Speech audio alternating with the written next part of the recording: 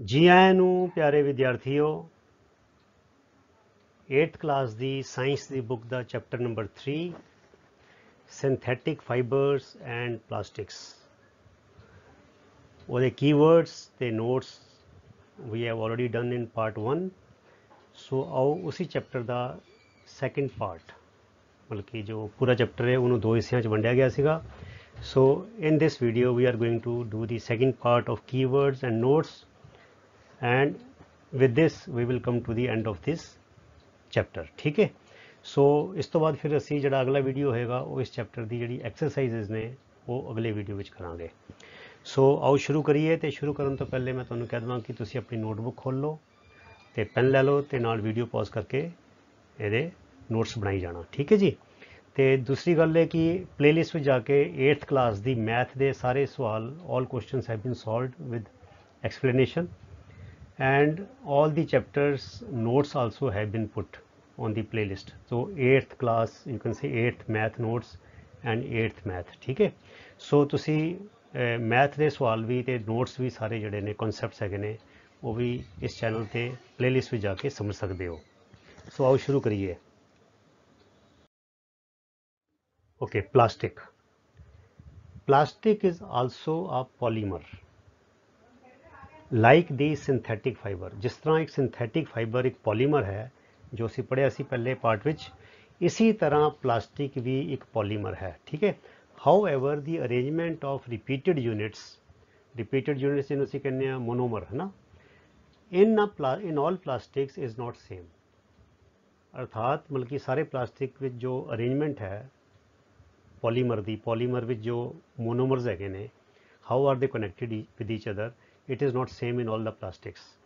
In some it is linear like a line linear whereas in others it is cross linked ठीक है so plastic can easily be shaped in any desired form ਇਹਨੂੰ mould ਕਰਕੇ ਪਿਘਲਾ ਕੇ ਫਿਰ ਡਾਈ ਵਿੱਚ ਪਾ ਕੇ ਕਿਸੇ ਵੀ farm ਵਿੱਚ ਆਕਾਰ ਵਿੱਚ ਰੂਪ ਵਿੱਚ ਇਹਨੂੰ ਬਣਾਇਆ ਜਾ ਸਕਦਾ ਹੈ therefore ਇਸ ਕਰਕੇ ਪਲਾਸਟਿਕ ਆਰਟੀਕਲਸ ਪਲਾਸਟਿਕ ਦੀ ਬਣੀ ਚੀਜ਼ਾਂ are available in all possible shapes and sizes ਇਹੀ ਕਾਰਨ ਹੈ ਕਿ ਪਲਾਸਟਿਕ ਦੀ ਬਣੀਆਂ ਚੀਜ਼ਾਂ ਤੁਹਾਨੂੰ ਵੱਖ-ਵੱਖ ਆਕਾਰਾਂ ਵਿੱਚ ਤੇ ਵੱਖ-ਵੱਖ ਰੂਪਾਂ ਵਿੱਚ ਮਿਲ ਜਾਣਗੀਆਂ ਠੀਕ ਹੈ ਪਲਾਸਟਿਕ ਕੈਨ ਬੀ ਰੀਸਾਈਕਲਡ ਇਹਨੂੰ ਮੁੜ ਕੇ ਮਤਲਬ ਕਿ ਤੋੜ ਕੇ ਪਿੰਗਾਲ ਕੇ ਮੁੜ ਕੇ ਫਿਰ ਦੁਬਾਰਾ ਯੂਜ਼ ਕੀਤਾ ਜਾ ਸਕਦਾ ਰੀਯੂਜ਼ਡ ਇੱਕ ਚੀਜ਼ ਲਈ ਵਰਤਿਆ ਫਿਰ ਉਹਨੂੰ ਦੁਬਾਰਾ ਰਿਪੇਅਰ ਕਰਕੇ ਜਾਂ ਇਹਨੂੰ ਕਿਸੇ ਹੋਰ ਕੱਟ ਵੱਢ ਕੇ ਕੁਝ ਹੋਰ ਬਣਾ ਕੇ ਯੂਜ਼ ਕਰ ਲਿਆ it can be coloured also melted rolled into sheets ਇਹਨੂੰ ਸ਼ੀਟਸ ਵੀ ਬਣਾਈਆਂ ਜਾ ਸਕਦੀਆਂ ਜਿੱਦਾਂ ਮਤਲਬ ਕਿ ਹੁੰਦੀ ਹੈ ਨਾ ਰੋਲਿੰਗ ਜਿੱਦਾਂ ਕਹਿ ਲਓ ਕਿ ਪਲਾਸਟਿਕ ਦੀ ਕੋਈ ਸ਼ੀਟ ਹੈਗੀ ਹੈ ਉਸ ਤਰ੍ਹਾਂ ਵੀ ਬਣਾਇਆ ਜਾ ਸਕਦਾ ਹੈ and it can B moulded into virus also ਇਹਦੀਆਂ ਪਤਲੀਆਂ ਤਾਰਾਂ ਵੀ ਜਿਹੜੀਆਂ ਨੇ ਪਾਈਪ ਦੀਆਂ ਬਣਾਇਆ ਜਾ ਸਕਦੀਆਂ that is Y it has ਸੱਚ ਅ ਲਾਰਜ ਵੈਰਾਈਟੀ ਆਫ ਯੂਜ਼ ਇਹੀ ਕਾਰਨ ਹੈ ਕਿ ਤੁਹਾਨੂੰ ਪਲਾਸਟਿਕ ਆਪਣੇ ਆਲੇ ਦੁਆਲੇ ਦੇਖੋ ਹਰ ਥਾਂ ਵਰਤੋਂ ਵਿੱਚ ਨਜ਼ਰ ਆ ਜਾਏਗਾ it is widely used it is used in almost every sector of our life ठीक है बच्चों सो plastic ਜਿਹੜਾ ਹੈ it's a very versatile material मतलब versatile मतलब ਕਿ ਇਹਦੇ ਬੜੇ ਸਾਰੇ uses ਹੈਗੇ ਨੇ ਠੀਕ ਹੈ ਆਓ ਅੱਗੇ ਚਲੀਏ ਇਹ ਡਾਇਗਰਾਮ ਨੇ ਜਿਹੜੀ ਗੱਲ ਕਹੀ ਸੀਗੀ ਕਿ the arrangement of repeated units is not same in all plastics ठीक है so linear arrangement मतलब ਕੀ ਹੈਗੀ ਹੈ it's like a line ਇਹ ਦੇਖੋ ਲੀਨੀਅਰ ਮੈਨੇ ਲਾਈਕ ਅ ਲਾਈਨ ਇਹ ਲੀਨੀਅਰ ਅਰੇਂਜਮੈਂਟ ਹੈਗੀ ਹੈ ਔਰ it can B cross linked ਮੈਨੇ ਦੇਖੋ ਇਹ ਇੱਧਰੋਂ ਆਇਆ ਤੇ ਇਹ ਨਾਲ ਕ੍ਰਾਸ ਹੋ ਗਿਆ ਇਹ ਇਸ ਤਰ੍ਹਾਂ ਤੇ ਕ੍ਰਾਸ ਹੋ ਗਿਆ ਸੋ ਇਹ ਡਾਇਗਰਾਮ ਦੀ ਤੁਸੀਂ ਪ੍ਰੈਕਟਿਸ ਕਰ ਲੈਣੀ it makes a very good impression ਤੇ ਨਾਲੇ ਦੂਜੀ ਗੱਲ ਇਹਨੂੰ ਸਮਝਣਾ ਵੀ ਆਸਾਨ ਹੋ ਜਾਂਦਾ ਠੀਕ ਹੈ ਸੋ ਇਹ ਲੀਨੀਅਰ ਅਰੇਂਜਮੈਂਟ ਹੈਗੀ ਹੈ ਤੇ ਇਹ ਹੈਗੀ ਹੈ cross linked arrangement so the plastic can be ਜਿਹੜਾ ਪੋਲੀਮਰ ਹੈ the monomers can be attach like this now this each unit this square it represents a monomer so ਇਹ ਜੁੜੇ ਹੋਏ ਨੇ ਨਾਲ ਇਹ ਬਣ ਗਿਆ polymer so this is ਇਹ ਵੀ ਜੁੜੇ ਹੋਏ ਨੇ ਨਾਲ so this is polymer but this is linear arrangement and this is cross linked arrangement ਠੀਕ ਹੈ ਜੀ ਆਓ ਅੱਗੇ ਚਲੀਏ ਓਕੇ ਹੁਣ ਆ ਗਿਆ plastics which get deformed ਮੈਨੇ ਉਹਨਾਂ ਦੀ ਸ਼ੇਪ ਵਿਗੜ ਜਾਂਦੀ ਹੈ easily on heating ਮਤਲਬ ਕਿ ਗਰਮ ਕੀਤਾ ਤੇ ਉਹ ਵਿੰਗੇ ਟੇਢੇ ਹੋ ਗਏ ਉਹਨਾਂ ਦੀ ਸ਼ੇਪ ਜਿਹੜੀ ਹੈ ਉਹ ਬਦਲ ਗਈ plastics which get ਡਿਫਾਰਮਡ on heating ਇਹਦਾ ਮਤਲਬ ਕਿ ਡਿਫਾਰਮ ਹੋ ਕੇ ਉਹ ਮੈਲਟ ਵੀ ਹੋ ਜਾਂਦੇ ਨੇ ਪਿੰਗਲ ਵੀ ਜਾਂਦੇ ਨੇ and can be bent easily ਮੋੜੇ ਜਾ ਸਕਦੇ ਨੇ ਆਰ ਨੋਨ ਐਜ਼ ਥਰਮੋਪਲਾਸਟਿਕ। ਉਹ ਥਰਮੋਪਲਾਸਟਿਕ ਜਿਨ੍ਹਾਂ ਨੂੰ ਗਰਮ ਕਰਕੇ ਉਹਨਾਂ ਦੇ ਰੂਪ ਨੂੰ, ਆਕਾਰ ਨੂੰ ਬਦਲਿਆ ਜਾ ਸਕਦਾ ਹੈ, ਮੋੜਿਆ ਤੋੜਿਆ ਜਾ ਸਕਦਾ ਹੈ, ਉਹਨਾਂ ਨੂੰ ਕਹਿੰਦੇ ਨੇ ਥਰਮੋਪਲਾਸਟਿਕਸ। ਠੀਕ ਹੈ, ਉਹਨਾਂ ਦਾ ਨਾਮ ਹੈ, ਮਤਲਬ ਪਲਾਸਟਿਕ ਦੀ ਕੈਟੇਗਰੀ ਆ ਗਈ। ਫਿਰ ਆ ਗਿਆ ਕਿ ਪੋਲੀਥੀਨ ਐਂਡ ਪੀਵੀਸੀ, ਇਹ ਦੋ ਉਦਾਹਰਣ ਨੇ, polythene and PVC. PVC the full form ਹੁੰਦੀ ਹੈ, ਲਿਖ ਲਓ, ਪੋਲੀਵਿਨਾਈਲ ਕਲੋਰਾਈਡ।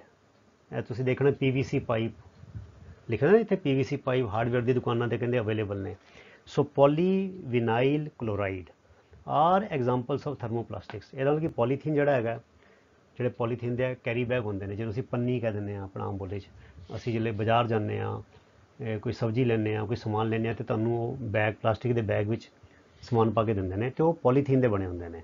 ਠੀਕ ਹੈ, ਅਤੇ ਪੀਵੀਸੀ ਜਿਹੜੇ ਆਮ ਅਸੀਂ ਅੱਜ ਕੱਲ੍ਹ ਸੀਵਰੇਜ ਦੇ ਪਾਈਪ ਵੀ ਯੂਜ਼ ਹੁੰਦੇ ਨੇ ਘਰਾਂ ਵਿੱਚ, ਜਿਹੜੇ ਕੰਸਟਰਕਸ਼ਨ ਹੁੰਦੀ ਹੈ, ਟੋਇਲਟ ਦੇ ਪਾਈਪਸ ਵਗੈਰਾ ਯੂਜ਼ ਹੁੰਦੇ ਨੇ, ਜਾਂ ਹੋਰ ਵੀ ਇੰਡਸਟਰੀ 'ਚ ਬੜੇ ਹੈਵੀ ਡਿਊਟੀ ਪਾਈਪ ਯੂਜ਼ ਹੁੰਦੇ ਨੇ, ਉਹ ਪੀਵੀਸੀ ਪਾਈਪ ਹੁੰਦੇ ਨੇ। ਠੀਕ ਹੈ, so they are examples of ਥਰਮੋਪਲਾਸਟਿਕ। ਇਹ ਥਰਮੋਪਲਾਸਟਿਕ ਨੇ। These are used for manufacturing toys। ਇਹ ਥਰਮੋਪਲਾਸਟਿਕ ਖਿਡੌਣੇ ਬਣਾਉਣ ਦੇ ਕੰਮ ਆਉਂਦੇ ਨੇ। ਕੌਮਸ, ਕੰਘੀਆਂ, ਟੂਥਬਰਸ਼ ਦਾ ਜਿਹੜਾ ਹੈਂਡਲ ਜਿਹਾ ਹੈਗਾ, ਪਾਈਪਸ, ਮਸ਼ੀਨਰੀ ਪਾਰਟਸ, ਗਰਾਰੀਆਂ, ਅਤੇ ਬੜੇ ਸਾਰੇ ਪਾਰਟ ਪਲਾਸਟਿਕ ਦੇ ਜਿਹੜੇ ਹੈਗੇ ਨੇ ਉਹ ਪਲਾਸਟਿਕ ਨਾਲ ਬਣਦੇ ਨੇ। And various types of containers, ਬਹੁਤ ਸਾਰੇ ਬਾਲਟੀ ਕਹਿ ਲਓ, ਮੱਗ ਕਹਿ ਲਓ, ਫਿਰ ਡੱਬੇ ਕਹਿ ਲਓ ਸਮਾਨ ਰੱਖਣ ਦੇ ਰਸੋਈਆਂ ਵਿੱਚ, ਬੜੇ ਸਾਰੇ ਕੰਟੇਨਰ, ਵੱਡੇ ਵੱਡੇ ਡਰਮ ਕਹਿ ਲਓ ਜਿਨ੍ਹਾਂ 'ਚ ਕੈਮੀਕਲਸ ਰੱਖੇ ਜਾਂਦੇ ਨੇ। ਸੋ ਪੋਲੀਥੀਨ ਜਿਹੜਾ ਹੈ is used for making commonly used polythene bags। ਇਹ ਮੈਂ ਤੁਹਾਨੂੰ ਦੱਸ ਚੁੱਕਾ ਪਹਿਲੇ, ਜਿਹੜੇ ਅਸੀਂ ਸਟੋਰਾਂ 'ਚੋਂ ਸਮਾਨ ਖਰੀਦਦੇ ਹਾਂ, ਦਾਲਾਂ ਸਬਜ਼ੀਆਂ ਖਰੀਦਦੇ ਹਾਂ, ਅਤੇ ਸਾਨੂੰ ਪਾ ਕੇ ਦਿੰਦੇ ਨੇ। So those bags are actually polythene bags. So that polythene bag is a type of thermoplastic. ਠੀਕ ਹੈ, ਆਓ ਹੁਣ ਅੱਗੇ ਚਲੀਏ। ਅਗਲਾ ਆ ਗਿਆ ਥਰਮੋਸੈਟਿੰਗ ਪਲਾਸਟਿਕ। ਥਰਮੋਸੈਟਿੰਗ ਪਲਾਸਟਿਕਸ ਜਿਹੜੇ ਹੁੰਦੇ ਨੇ, plastics which can note B ਸੌਫਟਨਡ ਜਾਂ ਕੈਨ ਨੋਟ ਬੀ ਡਿਫਾਰਮਡ, ਜਿਹੜੇ ਪੋਲੇ ਨਹੀਂ ਕੀਤੇ ਜਾ ਸਕਦੇ, ਜਿਨ੍ਹਾਂ ਨੂੰ ਪਿਘਲਾਇਆ ਨਹੀਂ ਜਾ ਸਕਦਾ ਬਾਈ ਹੀਟਿੰਗ, ਗਰਮ ਕਰਕੇ। After they have been moulded and shaped. ਇੱਕ ਵਾਰ ਉਹਨਾਂ ਨੂੰ ਸੈੱਟ ਕਰ ਦਿੱਤਾ ਡਾਈ 'ਚ ਪਾ ਕੇ, ਅਤੇ ਇੱਕ ਵਾਰ ਉਹਨਾਂ ਦਾ ਆਕਾਰ ਬਣ ਗਿਆ, ਹੁਣ ਮੁੜ ਕੇ ਗਰਮ ਕਰਕੇ ਉਹਨੂੰ ਪਿਘਲਾਇਆ ਨਹੀਂ ਜਾ ਸਕਦਾ। ਠੀਕ ਹੈ ਨਾ, they are non as ਥਰਮੋਸੈਟਿੰਗ plastics. ਪਹਿਲਾਂ ਸੀ ਥਰਮੋਪਲਾਸਟਿਕ, ਅਤੇ ਇਹ ਹੈਗਾ ਥਰਮੋਸੈਟਿੰਗ ਪਲਾਸਟਿਕ। ਇੱਕ ਵਾਰ ਉਹਨੂੰ ਸੈੱਟ ਕਰ ਦਿੱਤਾ, ਅਤੇ ਹੁਣ ਪਿਘਲਾ ਕੇ ਉਹਨੂੰ ਮਤਲਬ ਕਿ ਸੌਫਟ ਨਹੀਂ ਕੀਤਾ ਜਾ ਸਕਦਾ, ਉਹਨੂੰ ਬੈਂਡ ਨਹੀਂ ਮੋੜਿਆ ਨਹੀਂ ਜਾ ਸਕਦਾ, ਉਹਨੂੰ ਪਿਘਲਾਇਆ ਨਹੀਂ ਜਾ ਸਕਦਾ। ਸੋ ਇਹ ਕਿਹੜੇ ਹੈਗੇ ਨੇ? ਇਹ ਹੈਗੇ ਨੇ ਬੈਕੇਲਾਈਟ ਅਤੇ ਮੈਲਾਮਾਈਨ। ਉਹਦੇ ਉਦਾਹਰਨ ਕਿਹੜੇ ਸੀ? ਦੋ, ਉਹ ਸੀ ਪੋਲੀਥੀਨ ਅਤੇ ਪੀਵੀਸੀ ਜਿਹੜਾ ਸੀਗਾ ਥਰਮੋਪਲਾਸਟਿਕਸ। ਅਤੇ ਇਹਦੇ ਦੋ ਉਦਾਹਰਨ ਕਿਹੜੇ ਨੇ? Bakelite and melamine are two examples of such plastics. ਇਹੋ ਜਿਹੇ ਪਲਾਸਟਿਕ ਦੇ ਦੋ ਉਦਾਹਰਨ ਨੇ। ਇਹ ਕਿੱਥੇ ਵਰਤਿਆ ਜਾਂਦਾ ਹੈ? Bakelite is a poor conductor of heat and electricity. ਇਹਦੇ ਰਾਹੀਂ ਨਾ ਤਾਂ ਗਰਮੀ ਜਾਂਦੀ ਹੈ ਇੱਕ ਏਰੀਏ ਤੋਂ ਦੂਜੇ ਏਰੀਏ ਤੱਕ। ਜੇ ਬੈਕੇਲਾਈਟ ਦਾ ਡੰਡਾ ਲੈ ਲਾਂ ਅਤੇ ਮੈਂ ਇੱਕ ਸਿਰਾ ਫੜ ਕੇ ਦੂਜਾ ਅੱਗ ਵਿੱਚ ਲਾਵਾਂ ਅਤੇ ਮੇਰਾ ਹੱਥ ਗਰਮ ਨਹੀਂ ਹੋਏਗਾ। ਠੀਕ ਹੈ, ਅਤੇ ਇਹਦੇ ਨਾਲ ਮੈਂ ਬਿਜਲੀ ਦੀ ਤਾਰ ਨੂੰ ਟੱਚ ਕਰ ਦੇਵਾਂ ਤਾਂ ਵੀ ਮੈਨੂੰ ਕਰੰਟ ਨਹੀਂ ਲੱਗੇਗਾ। It means Bakelite is a poor conductor of heat and electricity. ਇਸ ਕਰਕੇ it is use for making electrical switches. ਜਿੰਨੇ ਤੁਸੀਂ ਇਲੈਕਟ੍ਰੀਕਲ ਸਵਿਚ ਦੇਖਦੇ ਹੋ ਬਣੇ ਹੋਏ ਘਰਾਂ 'ਚ ਲੱਗੇ ਨੇ, ਠੀਕ ਹੈ, they are made of Bakelite. Handles of various utensils, ਅਸੀਂ ਪਤੀਲੀਆਂ ਚਾਹ ਦੀਆਂ, ਕੁੱਕਰ ਦੇ ਹੈਂਡਲ, ਜਾਂ ਹੋਰ ਜਿਹੜੇ ਸੌਸੀ ਪੈਨ ਹੁੰਦੇ ਨੇ ਉਹਦੇ ਆਲੇ ਦੁਆਲੇ ਦੋ ਹੈਂਡਲ ਹੁੰਦੇ ਨੇ, ਅਤੇ ਇੱਕ ਤੁਸੀਂ ਦੇਖਿਆ ਕਾਲੇ ਰੰਗ ਦਾ ਡਾਰਕ ਬਰਾਊਨ ਰੰਗ ਦੇ ਪਲਾਸਟਿਕ ਹੁੰਦਾ, ਉਹ ਬੈਕੇਲਾਈਟ ਹੁੰਦਾ ਹੈ। ਠੀਕ ਹੈ, ਸੋ ਜਿਹੜੇ ਭਾਂਡੇ ਅਸੀਂ ਕੁਕਿੰਗ ਲਈ ਵਰਤਦੇ ਹਾਂ, ਗੈਸ 'ਤੇ ਰੱਖਦੇ ਹਾਂ, ਉਹ ਤੱਤਾ ਹੋ ਜਾਂਦਾ ਅਤੇ ਉਹਨੂੰ ਚੱਕ ਕੇ, ਤੱਤੇ ਭਾਂਡੇ ਨੂੰ ਚੱਕ ਕੇ ਰੱਖਣਾ ਹੈ ਗੈਸ ਤੋਂ, ਅਤੇ ਉਹ ਜਿਹੜਾ ਹੈਂਡਲ ਹੁੰਦਾ ਉਹ ਬੈਕੇਲਾਈਟ ਦਾ ਬਣਿਆ ਹੁੰਦਾ। ਠੀਕ ਹੈ, ਇਸੇ ਤਰ੍ਹਾਂ ਜੋ ਸਾਡੇ ਆਪਣੇ ਹੁੰਦੇ ਨੇ ਪਲਾਇਰ ਦਾ ਹੈਂਡਲ ਹੋ ਗਿਆ, ਸਕਰੂ ਡਰਾਈਵਰ ਦਾ ਹੈਂਡਲ ਹੋ ਗਿਆ, ਪੇਚਕਸ ਦਾ ਹੈਂਡਲ ਹੋ ਗਿਆ, ਜਿਹੜੇ ਬਿਜਲੀ ਵਾਲੇ ਕੰਮ ਲਈ ਵਰਤਦੇ ਨੇ ਟੂਲਸ, ਉਹਨਾਂ ਦੇ ਹੈਂਡਲ ਸਾਰੇ ਬੈਕੇਲਾਈਟ ਦੇ ਜ਼ਿਆਦਾਤਰ ਬਣੇ ਹੁੰਦੇ ਨੇ। ਠੀਕ ਹੈ, ਉਹਦੀ ਕੈਟੇਗਰੀ ਹੁੰਦੀ ਹੈ। ਫਿਰ ਅਗਲੀ ਗੱਲ ਹੈ ਮੈਲਾਮਾਈਨ। Melamine resist fire. ਜਿਹੜਾ ਮੈਲਾਮਾਈਨ ਇੱਕ ਪਲਾਸਟਿਕ ਹੈ, ਇਹ ਭਾਵੇਂ ਅੱਗ 'ਚ ਛੱਡ ਦਿਓ, ਉਹਨੂੰ ਅੱਗ ਫੜਦੀ ਨਹੀਂ ਛੇਤੀ। ਮਤਲਬ ਕਿ ਜੇ ਤੁਸੀਂ ਅੱਗ ਦਾ ਭਵੱਕਾ ਇੱਥੇ ਪਵੇ ਅਤੇ ਅੱਗ ਫੜੇਗਾ ਨਹੀਂ। ਠੀਕ ਹੈ, so they can tolerate heat better than other plastic. ਹੈ ਬਾਕੀ ਬੈਕੇਲਾਈਟ ਨਾਲੋਂ ਵੀ ਜ਼ਿਆਦਾ ਵਧੀਆ ਹੈ, ਅਤੇ ਇਸ ਕਰਕੇ it is use for making floor tiles. ਠੀਕ ਹੈ, ਮਤਲਬ ਜੇ ਕਿਤੇ ਅੱਗ ਉੱਗ ਲੱਗ ਜਾਏ ਬਿਲਡਿੰਗ ਨੂੰ, ਅਤੇ ਫਿਰ ਇਹ ਫਲੋਰ ਟਾਈਲਾਂ ਅੱਗ ਨਹੀਂ ਫੜਦੀਆਂ। ਠੀਕ ਹੈ, ਕਿਚਨ ਵੇਅਰ, ਰਸੋਈਆਂ ਦੇ ਬੜੇ ਸਾਰੇ ਸਮਾਨ ਜਿਹੜੇ ਨੇ ਕਿਚਨ ਵੇਅਰ ਉਹ 'ਚ ਵਰਤਿਆ ਜਾਂਦਾ ਹੈ। ਐਂਡ ਫੈਬਰਿਕਸ ਦੇ ਵਿਚ ਰੈਜ਼ਿਸਟ ਫਾਇਰ। ਇਹ ਅੱਗੇ ਆਏਗਾ। ਬਹੁਤ ਸਾਰੇ ਕੱਪੜਿਆਂ ਨੂੰ ਮੈਲਾਮਾਈਨ ਦੀ ਕੋਟਿੰਗ ਕੀਤੀ ਜਾਂਦੀ ਹੈ। ਕਿਹੜੇ ਕੱਪੜਿਆਂ ਨੂੰ? ਸੋਚੋ ਜਰਾ ਬੱਚਿਓ, ਜਿਹੜੇ ਫਾਇਰ ਬ੍ਰਿਗੇਡ ਵਿੱਚ ਕੰਮ ਕਰਦੇ ਨੇ, ਜਿੱਥੇ ਅੱਗ ਲੱਗ ਜਾਂਦੀ ਹੈ ਤੇ ਜਿਹੜੇ ਲੋਕ ਅੱਗ ਬੁਝਾਉਂਦੇ ਨੇ ਉਹਨਾਂ ਨੇ ਜਿਹੜੇ ਕੱਪੜੇ ਪਾਏ ਹੁੰਦੇ ਨੇ ਬੱਚਿਓ, ਉਹ ਉਹਦੇ ਉੱਤੇ ਮੈਲਾਮਾਈਨ ਦੀ ਕੋਟਿੰਗ ਕੀਤੀ ਹੁੰਦੀ ਹੈ, ਤਾਂ ਕਿ ਜੇ ਉਹ ਅੱਗ ਦੇ ਵਿੱਚ ਚਲੇ ਵੀ ਜਾਣ ਜਾਂ ਉਹਨਾਂ ਉੱਤੇ ਅੱਗ ਦੀ ਲਾਟ ਪਵੇ ਤੇ ਫਿਰ ਕੀ ਹੁੰਦਾ ਹੈ, ਉਹ ਪ੍ਰੋਟੈਕਟਡ ਰਹਿੰਦੇ ਨੇ, ਉਹਨਾਂ ਨੂੰ ਉਹ ਕੱਪੜੇ ਉਹਨਾਂ ਦੇ ਅੱਗ ਨਹੀਂ ਫੜਦੇ। ਉਹ ਜਿਹੜਾ ਕੋਟਿੰਗ ਹੁੰਦੀ ਹੈ ਮੈਲਾਮਾਈਨ ਦੀ, ਉਹਦੇ ਨਾਲ ਉਹਨਾਂ ਦੇ ਕੱਪੜੇ ਨੂੰ ਅੱਗ ਨਹੀਂ ਲੱਗਦੀ। ਸੋ ਇਹ ਉੱਥੇ ਇੱਕ ਮੇਨ ਇਹਦਾ ਯੂਜ਼ ਹੈਗਾ, ਠੀਕ ਹੈ। So fire fighters uniforms, firemans uniforms, they have a coating of melamine, ਉੱਤੇ ਉਹਦੀ ਪਰਤ ਚੜੀ ਹੁੰਦੀ ਹੈ, ਠੀਕ ਹੈ। ਆਓ ਅੱਗੇ ਚਲੀਏ। ਯੂਜ਼ਿਸ ਆਫ ਪਲਾਸਟਿਕਸ, ਪਲਾਸਟਿਕ ਦੇ ਕਿਹੜੇ ਕਿਹੜੇ ਯੂਜ਼ ਹੈਗੇ ਨੇ, ਉਹਦੀ ਕਿਹੜੀਆਂ ਕਿੱਥੇ ਕਿਤੇ ਵਰਤੋਂ ਜਾਂਦੇ ਨੇ। ਬੱਚਾ ਬੜਾ ਵੱਡਾ ਹੈਗਾ, ਸੋ ਕੁਝ ਪੁਆਇੰਟਸ ਮੈਂ ਤੁਹਾਨੂੰ ਇੱਦਾਂ ਬਣਾ ਦਿੱਤੇ ਨੇ, ਤੁਸੀਂ ਸਾਰਿਆਂ ਨੂੰ ਯਾਦ ਕਰਨਾ ਪਏਗਾ ਤੁਹਾਨੂੰ, ਠੀਕ ਹੈ। ਇਹ ਲਿਸਟ ਕਿਉਂਕਿ ਹੋ ਸਕਦਾ ਬੱਚੇ ਕਹਿੰਦੇ ਕੋਈ 4 ਯੂਜ਼ ਲਿਖੋ, ਕੋਈ 5 ਯੂਜ਼ ਲਿਖੋ, ਇਸ ਤਰ੍ਹਾਂ ਆ ਸਕਦਾ, ਤੇ ਤੁਸੀਂ ਇਹ ਸਾਰੇ ਜਿਹੜੇ ਪੁਆਇੰਟਸ ਨੇ ਇਹਨਾਂ ਨੂੰ ਨੋਟ ਕਰ ਲੈਣਾ ਤੇ ਇਹਨਾਂ ਨੂੰ ਬਾਰ-ਬਾਰ ਪੜ੍ਹਨਾ ਤੇ ਯਾਦ ਰੱਖਣਾ, ਤੇ ਇੱਕ ਦੂਜੇ ਨਾਲ ਜੋੜ ਕੇ ਤੁਸੀਂ ਇਹਦਾ ਕੰਬੀਨੇਸ਼ਨ ਬਣਾ ਸਕਦੇ ਹੋ। ਇਹ ਯਾਦ ਕਰਨਾ ਕੋਈ ਔਖਾ ਨਹੀਂ ਹੈ, ਤੁਸੀਂ ਆਲੇ ਦੁਆਲੇ ਦੇਖੋ ਆਪਣੇ, ਠੀਕ ਹੈ। ਹੁਣ ਪਲਾਸਟਿਕ ਦਾ ਪਹਿਲੇ ਖੂਬੀਆਂ ਕਿਹੜੀਆਂ, ਕਹਿੰਦੇ ਪਲਾਸਟਿਕ ਇਜ਼ ਲਾਈਟ ਵੇਟ, ਇੱਕ ਤਾਂ ਹਲਕਾ ਬੜਾ ਹੁੰਦਾ ਹੈ, ਸਟਰੋਂਗ ਮਜ਼ਬੂਤ ਵੀ ਹੁੰਦਾ ਹੈ, ਚੀਪ ਸਸਤਾ ਵੀ ਹੁੰਦਾ ਹੈ, ਐਂਡ ਈਜ਼ੀ ਟੂ ਹੈਂਡਲ, ਤੇ ਇਹਦੀ ਚੱਕ ਥਲ ਕਰਨੀ ਬੜੀ ਸੌਖੀ ਹੈ, ਇੱਥੇ ਰੱਖ ਲਿਆ ਉੱਥੇ ਰੱਖ ਲਿਆ ਇੱਦਾਂ ਕਰ ਲਿਆ। ਵੱਡੇ ਵੱਡੇ ਡਰਮ ਮੈਂ ਦੇਖਿਆ, ਹੁਣ ਲੋਹੇ ਦਾ ਡਰਮ ਚੱਕਣਾ ਬੜਾ ਔਖਾ ਹੈ, ਪਰ ਉਹ ਵੀ ਪਲਾਸਟਿਕ ਦਾ ਡਰਮ ਹੁੰਦਾ ਉਹ ਬੜੇ ਆਰਾਮ ਨਾਲ ਚੱਕ ਲੈ, ਤਾਂ ਈਜ਼ੀ ਟੂ ਹੈਂਡਲ, ਠੀਕ ਹੈ। ਤੇ ਜੇ ਡਿੱਗ ਵੀ ਜਾਵੇ ਨਾ ਇਹਨੂੰ ਕੁਛ ਹੁੰਦਾ, ਤੇ ਜਿਹੜੇ ਤੇ ਡਿੱਗਦਾ ਉਹਦਾ ਵੀ ਘੱਟ ਨੁਕਸਾਨ ਹੁੰਦਾ ਹੈ, ਕੋਈ ਚੀਜ਼ ਟੁੱਟਦੀ ਨਹੀਂ ਹੈਗੀ, ਠੀਕ ਹੈ। 10 plastic containers are very convenient, ਇਸ ਕਰਕੇ ਜਿਹੜੇ ਪਲਾਸਟਿਕ ਦੇ ਡੱਬੇ ਨੇ, ਪਲਾਸਟਿਕ ਦੇ ਕੰਟੇਨਰ ਨੇ, ਉਹ ਬੜੀ ਸਹੂਲਤ ਪ੍ਰਦਾਨ ਕਰਦੇ ਨੇ। ਕਿਹਦੇ ਲਈ, ਪਾਣੀ ਰੱਖਣ ਲਈ, ਸਟੋਰਿੰਗ ਵਾਟਰ, ਮਿਲਕ ਦੁੱਧ ਲਈ, ਪਿਕਲਸ ਅਚਾਰ ਲਈ, ਡਰਾਈ ਫਰੂਟ ਜਿਹੜਾ ਸੁੱਕਾ ਖਾਣਾ ਜਿਹੜਾ ਹੈ, ਠੀਕ ਹੈ, ਉਹਦੇ ਲਈ ਰੱਖਣ ਲਈ ਵੀ ਇਹ ਜਿਹੜੇ ਚੀਜ਼ਾਂ ਨੇ ਇਹ ਵਰਤੀਆਂ ਜਾਂਦੀਆਂ ਨੇ, ਠੀਕ ਹੈ। Being lighter as compare to metals, ਧਾਤੂਆਂ ਦੇ ਮੁਕਾਬਲੇ, ਲੋਹਾ ਹੋਇਆ, ਐਲੂਮੀਨੀਅਮ ਹੋਇਆ, ਹੈ ਨਾ, ਜ਼ਿੰਕ ਹੋਇਆ, ਇਹ ਜਿਹੜੇ ਮੈਟਲਸ ਨੇ ਇਹਨਾਂ ਦੇ ਮੁਕਾਬਲੇ ਹਲਕਾ ਹੋਣ ਕਰਕੇ plastics are used in cars, aircraft and space craft too, ਇਹ ਕਾਰਾਂ ਵਿੱਚ, ਹਵਾਈ ਜਹਾਜ਼ਾਂ ਵਿੱਚ ਤੇ ਹੋਰ ਸਪੇਸ ਕ੍ਰਾਫਟ ਜਿਹੜੇ ਸੈਟੇਲਾਈਟ ਅਸੀਂ ਭੇਜਦੇ ਹਾਂ ਉਹਨਾਂ ਵਿੱਚ ਹੀ ਵਰਤੇ ਜਾਂਦੇ ਨੇ। ਕਿਉਂ ਬੱਚਿਓ, ਦੇਖੋ ਕਾਰ ਜਿੰਨੀ ਭਾਰੀ ਹੋਏਗੀ ਉਨਾ ਜ਼ਿਆਦਾ ਪੈਟਰੋਲ ਲੱਗੇਗਾ, ਏਅਰਕ੍ਰਾਫਟ ਹਵਾਈ ਜਹਾਜ਼ ਜਿੰਨਾ ਭਾਰਾ ਹੋਏਗਾ ਉਨਾ ਜ਼ਿਆਦਾ ਪੈਟਰੋਲ ਲੱਗੇਗਾ, ਠੀਕ ਹੈ। ਫਿਰ ਉਨਾ ਜ਼ਿਆਦਾ ਸਮਾਨ ਘਟਾਉਣਾ ਪਏਗਾ, ਉਨੇ ਪੈਸੇਂਜਰ ਘਟਾਉਣੇ ਪੈਣਗੇ, ਤੇ ਜੇ ਕਾਰ ਦੀ ਮਜ਼ਬੂਤੀ ਉਨੀ ਬਣੀ ਰਹੇ ਤੇ ਉਹਦਾ ਭਾਰ ਘਟਾ ਲਿਆ ਜਾਵੇ ਤੇ ਕਾਰ ਦੀ ਸਪੀਡ ਵੱਧ ਜਾਏਗੀ ਤੇ ਉਹਦਾ ਕਾਰ ਦਾ ਪੈਟਰੋਲ ਦੀ ਖਪਤ ਘਟ ਜਾਏਗੀ। ਇਸ ਕਰਕੇ ਫਿਰ ਕੀ ਹੁੰਦਾ ਹੈ, ਜਿੱਥੇ ਜਿੱਥੇ ਮੁਮਕਿਨ ਹੋਵੇ ਵੀ ਮੈਟਲ ਧਾਤੂ ਦੀ ਜਗ੍ਹਾ ਪਲਾਸਟਿਕ ਲਗਾਇਆ ਜਾ ਸਕਦਾ ਹੈ, so they use plastic in place of metals to make those carriers, to make those modes of transport lighter in weight, ਉਹਨੂੰ ਹਲਕਾ ਕਰ ਦਿੰਦੇ ਨੇ, ਉਹਨਾਂ ਫਿਰ ਤੇਜ਼ ਚੱਲਦਾ ਹੈ ਤੇ ਜਿਹੜਾ ਪੈਟਰੋਲ ਜਾਂ ਡੀਜ਼ਲ ਜਿਹੜਾ ਵਰਤਿਆ ਜਾਂਦਾ ਹੈ ਉਹਦੀ ਖਪਤ ਵੀ ਜਿਹੜੀ ਹੈ ਉਹ ਘਟ ਜਾਂਦੀ ਹੈ, ਤੇ ਉਹ ਗੱਡੀ ਦੀ ਐਵਰੇਜ ਜਿਹੜੀ ਹੈ ਵੱਧ ਜਾਂਦੀ ਹੈ, ਠੀਕ ਹੈ। They R use in various other industries, ਬਹੁਤ ਸਾਰੀਆਂ ਹੋਰ ਇੰਡਸਟਰੀਆਂ ਵਿੱਚ ਵੀ ਇਹਨੂੰ ਵਰਤਿਆ ਜਾਂਦਾ, ਜਿਵੇਂ ਫੁੱਟਵੇਅਰ, ਜਿਹੜੀ ਬੂਟਾਂ ਦੀ ਚੱਪਲਾਂ ਦੀ ਇੰਡਸਟਰੀ 'ਚ ਬੜਾ ਵਰਤਿਆ ਜਾਂਦਾ। ਤੇ ਦੇਖੋ ਇਸ ਤੋਂ ਬਿਨਾਂ ਅੱਜ ਕੱਲ੍ਹ ਦੇ ਜੁੱਤੀਆਂ ਭਾਂਤ ਦੀਆਂ ਪਲਾਸਟਿਕ ਤੋਂ ਬਿਨਾਂ ਮੁਮਕਿਨ ਹੀ ਨਹੀਂ ਹੈਗੀਆਂ। ਫਰਨੀਚਰ 'ਚ ਬੜਾ ਅੱਜ ਕੱਲ੍ਹ ਟੇਬਲ, ਕੁਰਸੀਆਂ, ਸਟੂਲ, ਹੋਰ ਕਿੰਨਾ ਕੁਛ ਪਲਾਸਟਿਕ ਦਾ ਬਣਾਉਣਾ। ਡੈਕੋਰੇਸ਼ਨ ਪੀਸ, ਤਿਉਹਾਰਾਂ ਦੇ ਉੱਤੇ ਜਾਂ ਜਿਹੜਾ ਅਸੀਂ ਸਮਾਨ ਖਰੀਦਦੇ ਹਾਂ ਡੈਕੋਰੇਸ਼ਨ ਦਾ, ਕਿੰਨਾ ਸਾਰਾ ਸਮਾਨ ਜਿਹੜਾ ਹੈ ਉਹ ਪਲਾਸਟਿਕ ਨਾਲ ਬਣਦਾ, ਠੀਕ ਹੈ। ਹਾਊਸ ਹੋਲਡ ਆਰਟੀਕਲਸ, ਬੜੇ ਸਾਰੇ ਘਰਾਂ ਦਾ ਸਮਾਨ ਜਿਹੜਾ ਅਸੀਂ ਵਰਤਦੇ ਹਾਂ, ਤੁਸੀਂ ਦੇਖੋ ਅੱਜ ਕੱਲ੍ਹ ਦੇ ਸਪੈਸ਼ਲ ਦੁਕਾਨਾਂ ਹੈਗੀਆਂ ਜਿਹੜਾ ਘਰਾਂ ਦਾ ਸਮਾਨ ਵੇਚਦੀਆਂ, ਤੇ ਤੁਸੀਂ ਦੇਖੋ 90% ਸਮਾਨ ਜਿਹੜਾ ਹੈ ਉਹ ਤੁਹਾਨੂੰ ਪਲਾਸਟਿਕ ਦੇ ਨਜ਼ਰ ਆਏਗਾ। ਚਿਰਮਚੀ ਹੋਏਗੀ, ਬਾਲਟੀ ਹੋਏਗੀ, ਮੱਗ ਹੋਏਗਾ, ਸਟੂਲ ਹੋਏਗਾ, ਸਾਬਣਦਾਨੀ ਹੋਏਗੀ, ਹੈ ਨਾ, ਫਿਰ ਇੱਕ ਬਰਸ਼ ਰੱਖਣ ਵਾਲਾ, ਪੇਸਟ ਰੱਖਣ ਵਾਲਾ ਇੱਕ ਸਟੈਂਡ ਜਿਹਾ ਹੋਏਗਾ, ਹੋਰ ਕਿੰਨਾ ਕੁਛ ਹੋਏਗਾ। ਇਹ ਸਾਰਾ ਚੀਜ਼ ਜਿਹੜੀ ਤੁਸੀਂ ਦੇਖਦੇ ਹੋ ਕੋਈ ਪਲਾਸਟਿਕ ਦੀ ਬਣਦੀ। ਤਾਂ ਮੈਂ ਕਹਿੰਦਾ ਪੁਆਇੰਟ ਬਣਾਉਣੇ ਬੜੇ ਆਸਾਨ ਨੇ, ਤੁਸੀਂ ਹੁਣ ਇਹ ਪੁਆਇੰਟਸ ਨੂੰ ਸੁਣੀ ਜਾਓ ਤੇ ਨਾਲੇ ਆਲੇ ਦੁਆਲੇ ਆਪਣੀ ਇੱਕ ਤਸਵੀਰ ਬਣਾਈ ਜਾਓ, ਠੀਕ ਹੈ। ਤੁਸੀਂ ਕਿਚਨ ਦੇ ਸਮਾਨ ਦੇ ਇੱਕ ਪੁਆਇੰਟ ਬਣਾ ਸਕਦੇ ਹੋ, ਫਿਰ ਤੁਸੀਂ ਬਾਥਰੂਮ ਦੇ ਸਮਾਨ ਦਾ ਇੱਕ ਪੁਆਇੰਟ ਬਣਾ ਸਕਦੇ ਹੋ। ਇਸ ਤਰ੍ਹਾਂ ਕਰਕੇ ਤੇ ਤੁਹਾਨੂੰ ਗੱਡੀਆਂ ਦਾ ਕਹਿ ਦਿੱਤਾ, ਹੁਣ ਗੱਡੀਆਂ ਤੇ ਦੇਖੋ 3 ਪੁਆਇੰਟ ਤੇ ਤੁਹਾਡੇ ਇੱਥੇ ਹੀ ਹੋ ਗਏ, ਠੀਕ ਹੈ ਨਾ। ਸੋ ਹੁਣ ਅੱਗੇ ਚੱਲੀਏ। ਅੱਗੇ ਕਹਿੰਦੇ plastics do not react with water and air, plastic ਦੇ ਉੱਤੇ ਪਾਣੀ ਦਾ ਤੇ ਹਵਾ ਦਾ ਅਸਰ ਵੀ ਨਹੀਂ ਹੁੰਦਾ। ਹੁਣ ਦੇਖੋ ਬੱਚੋ, ਲੋਹਾ ਜਿਹੜਾ ਹੈ, ਲੋਹਾ ਪਾਣੀ ਨਾਲ ਤੇ ਹਵਾ ਨਾਲ ਰਿਐਕਟ ਕਰਦਾ, ਉਹਨੂੰ ਜੰਗ ਲੱਗ ਜਾਂਦਾ ਹੈ ਨਾ। ਇਸੇ ਤਰ੍ਹਾਂ ਐਲੂਮੀਨੀਅਮ ਉੱਤੇ ਐਲੂਮੀਨੀਅਮ ਆਕਸਾਈਡ ਬਣ ਜਾਂਦਾ ਹੈ। ਹੋਰ ਵੀ ਧਾਤੂਆਂ ਜਿਹੜੀਆਂ ਨੇ ਉਹ ਹਵਾ ਵਿੱਚ ਜਾਂ ਪਾਣੀ ਵਿੱਚ, ਕਾਪਰ ਹੈਗਾ, ਤਾਂਬਾ ਹੈਗਾ, ਉੱਤੇ ਵੀ ਉਹ ਹਰਾ ਕਾਪਰ ਆਕਸਾਈਡ ਬਣ ਜਾਂਦਾ ਹੈ, ਕਾਪਰ ਸਲਫੇਟ ਬਣ ਜਾਂਦਾ ਹੈ। ਸੋ ਇਹ ਜਿਹੜੇ ਜਿੰਨੇ ਮੈਟਲਸ ਨੇ ਇਹ ਆਕਸੀਜਨ ਦੇ ਨਾਲ, ਪਾਣੀ ਦੇ ਨਾਲ, ਹਵਾ ਦੇ ਨਾਲ ਕੈਮੀਕਲ ਰਿਐਕਸ਼ਨ ਹੁੰਦੀ ਹੈ ਤੇ ਇਹਨਾਂ ਨੂੰ ਕੋਰੋਡ, ਇਹਨੂੰ ਕਹਿੰਦੇ ਕੋਰੋਡ ਹੋਣਾ ਸ਼ੁਰੂ ਹੋ ਜਾਂਦੇ ਨੇ, ਇਹਨਾਂ ਦਾ ਆਪਣਾ ਰੂਪ ਵਿਗੜ ਜਾਂਦਾ ਹੈ ਉਹਦਾ, ਠੀਕ ਹੈ। ਪਰ ਪਲਾਸਟਿਕ ਨੂੰ ਹਵਾ 'ਚ ਪਿਆ ਰਹਿਣ ਦਿਓ, ਪਾਣੀ 'ਚ ਪਿਆ ਰਹਿਣ ਦਿਓ, ਇਹਨੂੰ ਕੋਈ ਫਰਕ ਨਹੀਂ ਪੈਂਦਾ। That is why they are used to store various kinds of material including many chemicals. ਇਸੀ ਕਰਕੇ ਬੜੇ ਸਾਰੇ ਕੈਮੀਕਲ ਜਿਹੜੇ ਨੇ, ਤੁਸੀਂ ਦੇਖੋ ਜਿਹੜੀਆਂ ਦੁਕਾਨਾਂ 'ਤੇ ਤੇਜ਼ਾਬ ਵਿਕਦਾ ਹੈ, ਉਹ ਵੱਡੇ ਵੱਡੇ ਡਰਮ ਹੁੰਦੇ ਨੇ, ਉਹ ਕੈਮੀਕਲ ਉਹਨਾਂ ਨੇ ਉਹ 'ਚ ਰੱਖੇ ਹੁੰਦੇ ਨੇ ਪਲਾਸਟਿਕ ਵਿੱਚ। ਜੇ ਤੁਸੀਂ ਉਹਨੂੰ ਮੈਟਲ ਦੇ ਕਿਸੇ ਰੱਖੋਗੇ ਉਹ ਤਾਂ ਉਹਨੂੰ ਖਾ ਜਾਏਗਾ, ਉਹ ਰਿਐਕਸ਼ਨ ਹੋ ਜਾਏਗਾ, ਉਹਦੇ ਨਾਲ ਰਿਐਕਸ਼ਨ ਹੋ ਕੇ ਉਹ ਕੋਈ ਹੋਰ ਚੀਜ਼ ਬਣ ਜਾਏਗੀ, ਕੈਮੀਕਲ ਦਾ ਆਪਣਾ ਰੂਪ ਵਿਗੜ ਜਾਏਗਾ।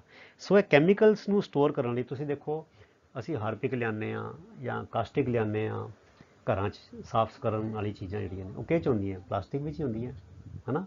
ਅਤੇ ਉਹ ਕਿਉਂ ਪਲਾਸਟਿਕ 'ਚ ਪਿਆ ਰਹਿੰਦਾ, ਉਹ ਇੰਨਾ ਜਿਹੜਾ ਕਾਸਟਿਕ ਹੁੰਦਾ, ਸੋਡਾ ਹੁੰਦਾ, ਉਹ ਤਾਂ ਬੜਾ ਖਾ ਜਾਂਦਾ ਅਤੇ ਉਹਦੇ ਵਿੱਚ ਉਹਦਾ ਪਲਾਸਟਿਕ ਨੂੰ ਕੋਈ ਫਰਕ ਨਹੀਂ ਪੈਂਦਾ, ਇਸ ਕਰਕੇ ਉਹ ਉਹਨਾਂ ਵਿੱਚ ਹੀ ਉਹਲੀ ਰੱਖੀ ਜਾਂਦੀ ਹੈ, ਠੀਕ ਹੈ।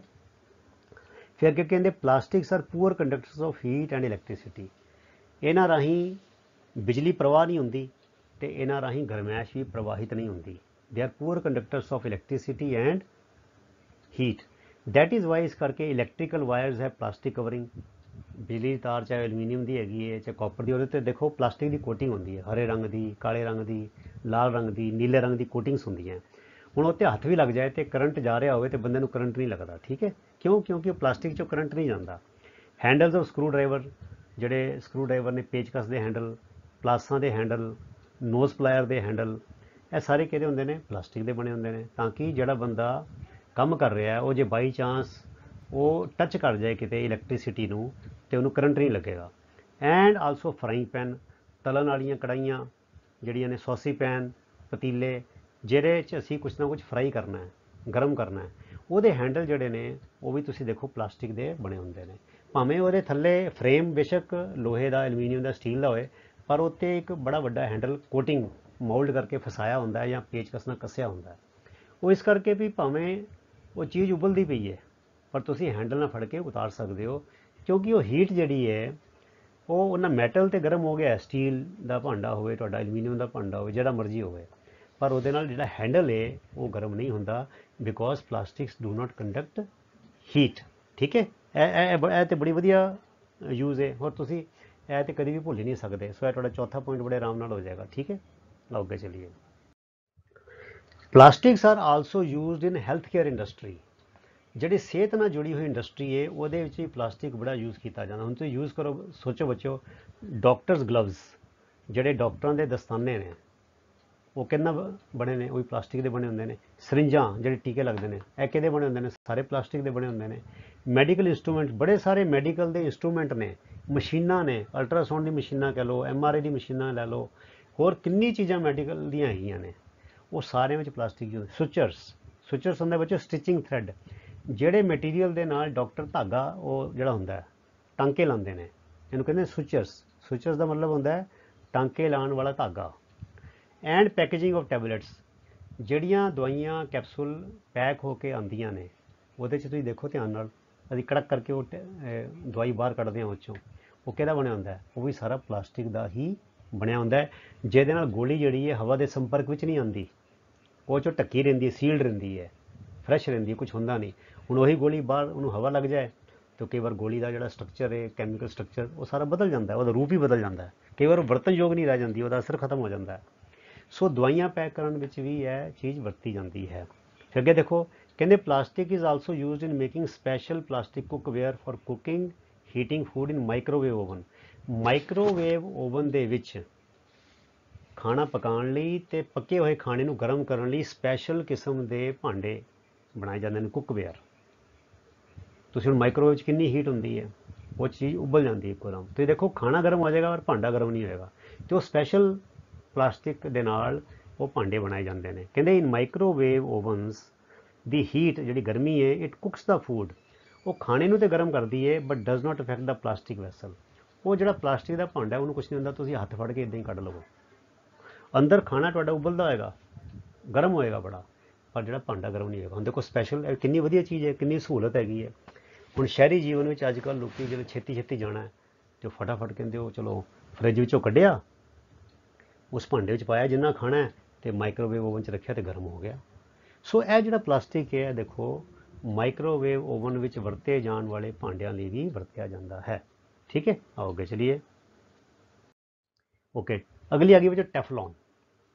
ਤੁਸੀਂ ਦੇਖੋ ਨਾ ਕਿ ਟੈਫਲॉन ਫਰਾਈਂਗ ਪੈਨ ਹੈਗੀ ਹੈ, ਇਹ ਟੈਫਲॉन ਦੀ ਉਹ ਹੈਗੀ ਹੈ ਜਿਹਨੂੰ ਕਹਿੰਦੇ ਨॉन ਸਟਿਕ। ਕਹਿੰਦੇ ਟੈਫਲॉन ਇੱਕ ਸਪੈਸ਼ਲ ਪਲਾਸਟਿਕ ਹੈ। Teflon is a special plastic on which oil and water do not stick. ਇਹਦੇ ਨਾਲ ਨਾ ਤੇ ਪਾਣੀ ਚਿੰਬੜਦਾ ਤੇ ਨਾ ਤੇਲ ਚਿੰਬੜਦਾ। ਇਹ ਤੇ ਪਾਓ ਤੇ ਉਹ ਅਲੱਗ ਸ਼ੇਪ ਬਣੀ ਰਹਿੰਦੀ ਹੈ ਤੇ ਸੁੱਕਾ ਦਾ ਸੁੱਕਾ ਰਹਿ ਜਾਂਦਾ ਉਹ। ਮਤਲਬ ਕਿ ਟੈਫਲॉन ਦੀ ਕੋਟਿੰਗ ਉੱਤੇ ਪਾਣੀ ਅਸਰ ਹੀ ਨਹੀਂ ਕਰਦਾ, ਨਾ ਤੇਲ ਅਸਰ ਕਰਦਾ। ਉਹਨੂੰ ਮਤਲਬ ਕਿ ਉਹ ਨਾਲ ਜੁੜਦਾ ਹੀ ਨਹੀਂ ਹੈਗਾ। ਇੱਦਾਂ ਲੱਗਦਾ ਵੀ ਉਹ ਨਾਲ ਜੁੜੀ ਨਹੀਂ ਚੀਜ਼, ਉਹ ਉੱਦਾਂ ਦਾ ਉੱਦਾਂ ਹੀ ਤੁਸੀਂ ਪਾਣੀ ਪਾ ਕੇ ਉਹਨੂੰ ਡੋਲ ਦੇਵੋ ਤੇ ਉਹ ਜਿਹੜੀ ਪੈਨ ਹੈਗੀ ਸੁੱਕੀ ਦੀ ਸੁੱਕੀ ਰਹਿੰਦੀ ਹੈ। ਠੀਕ ਹੈ, ਕਹਿੰਦੇ it is use for non stick coating on non stick cooking vessels.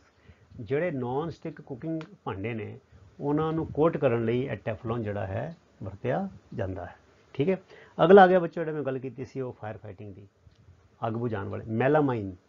Melamine plastic is resistant to fire.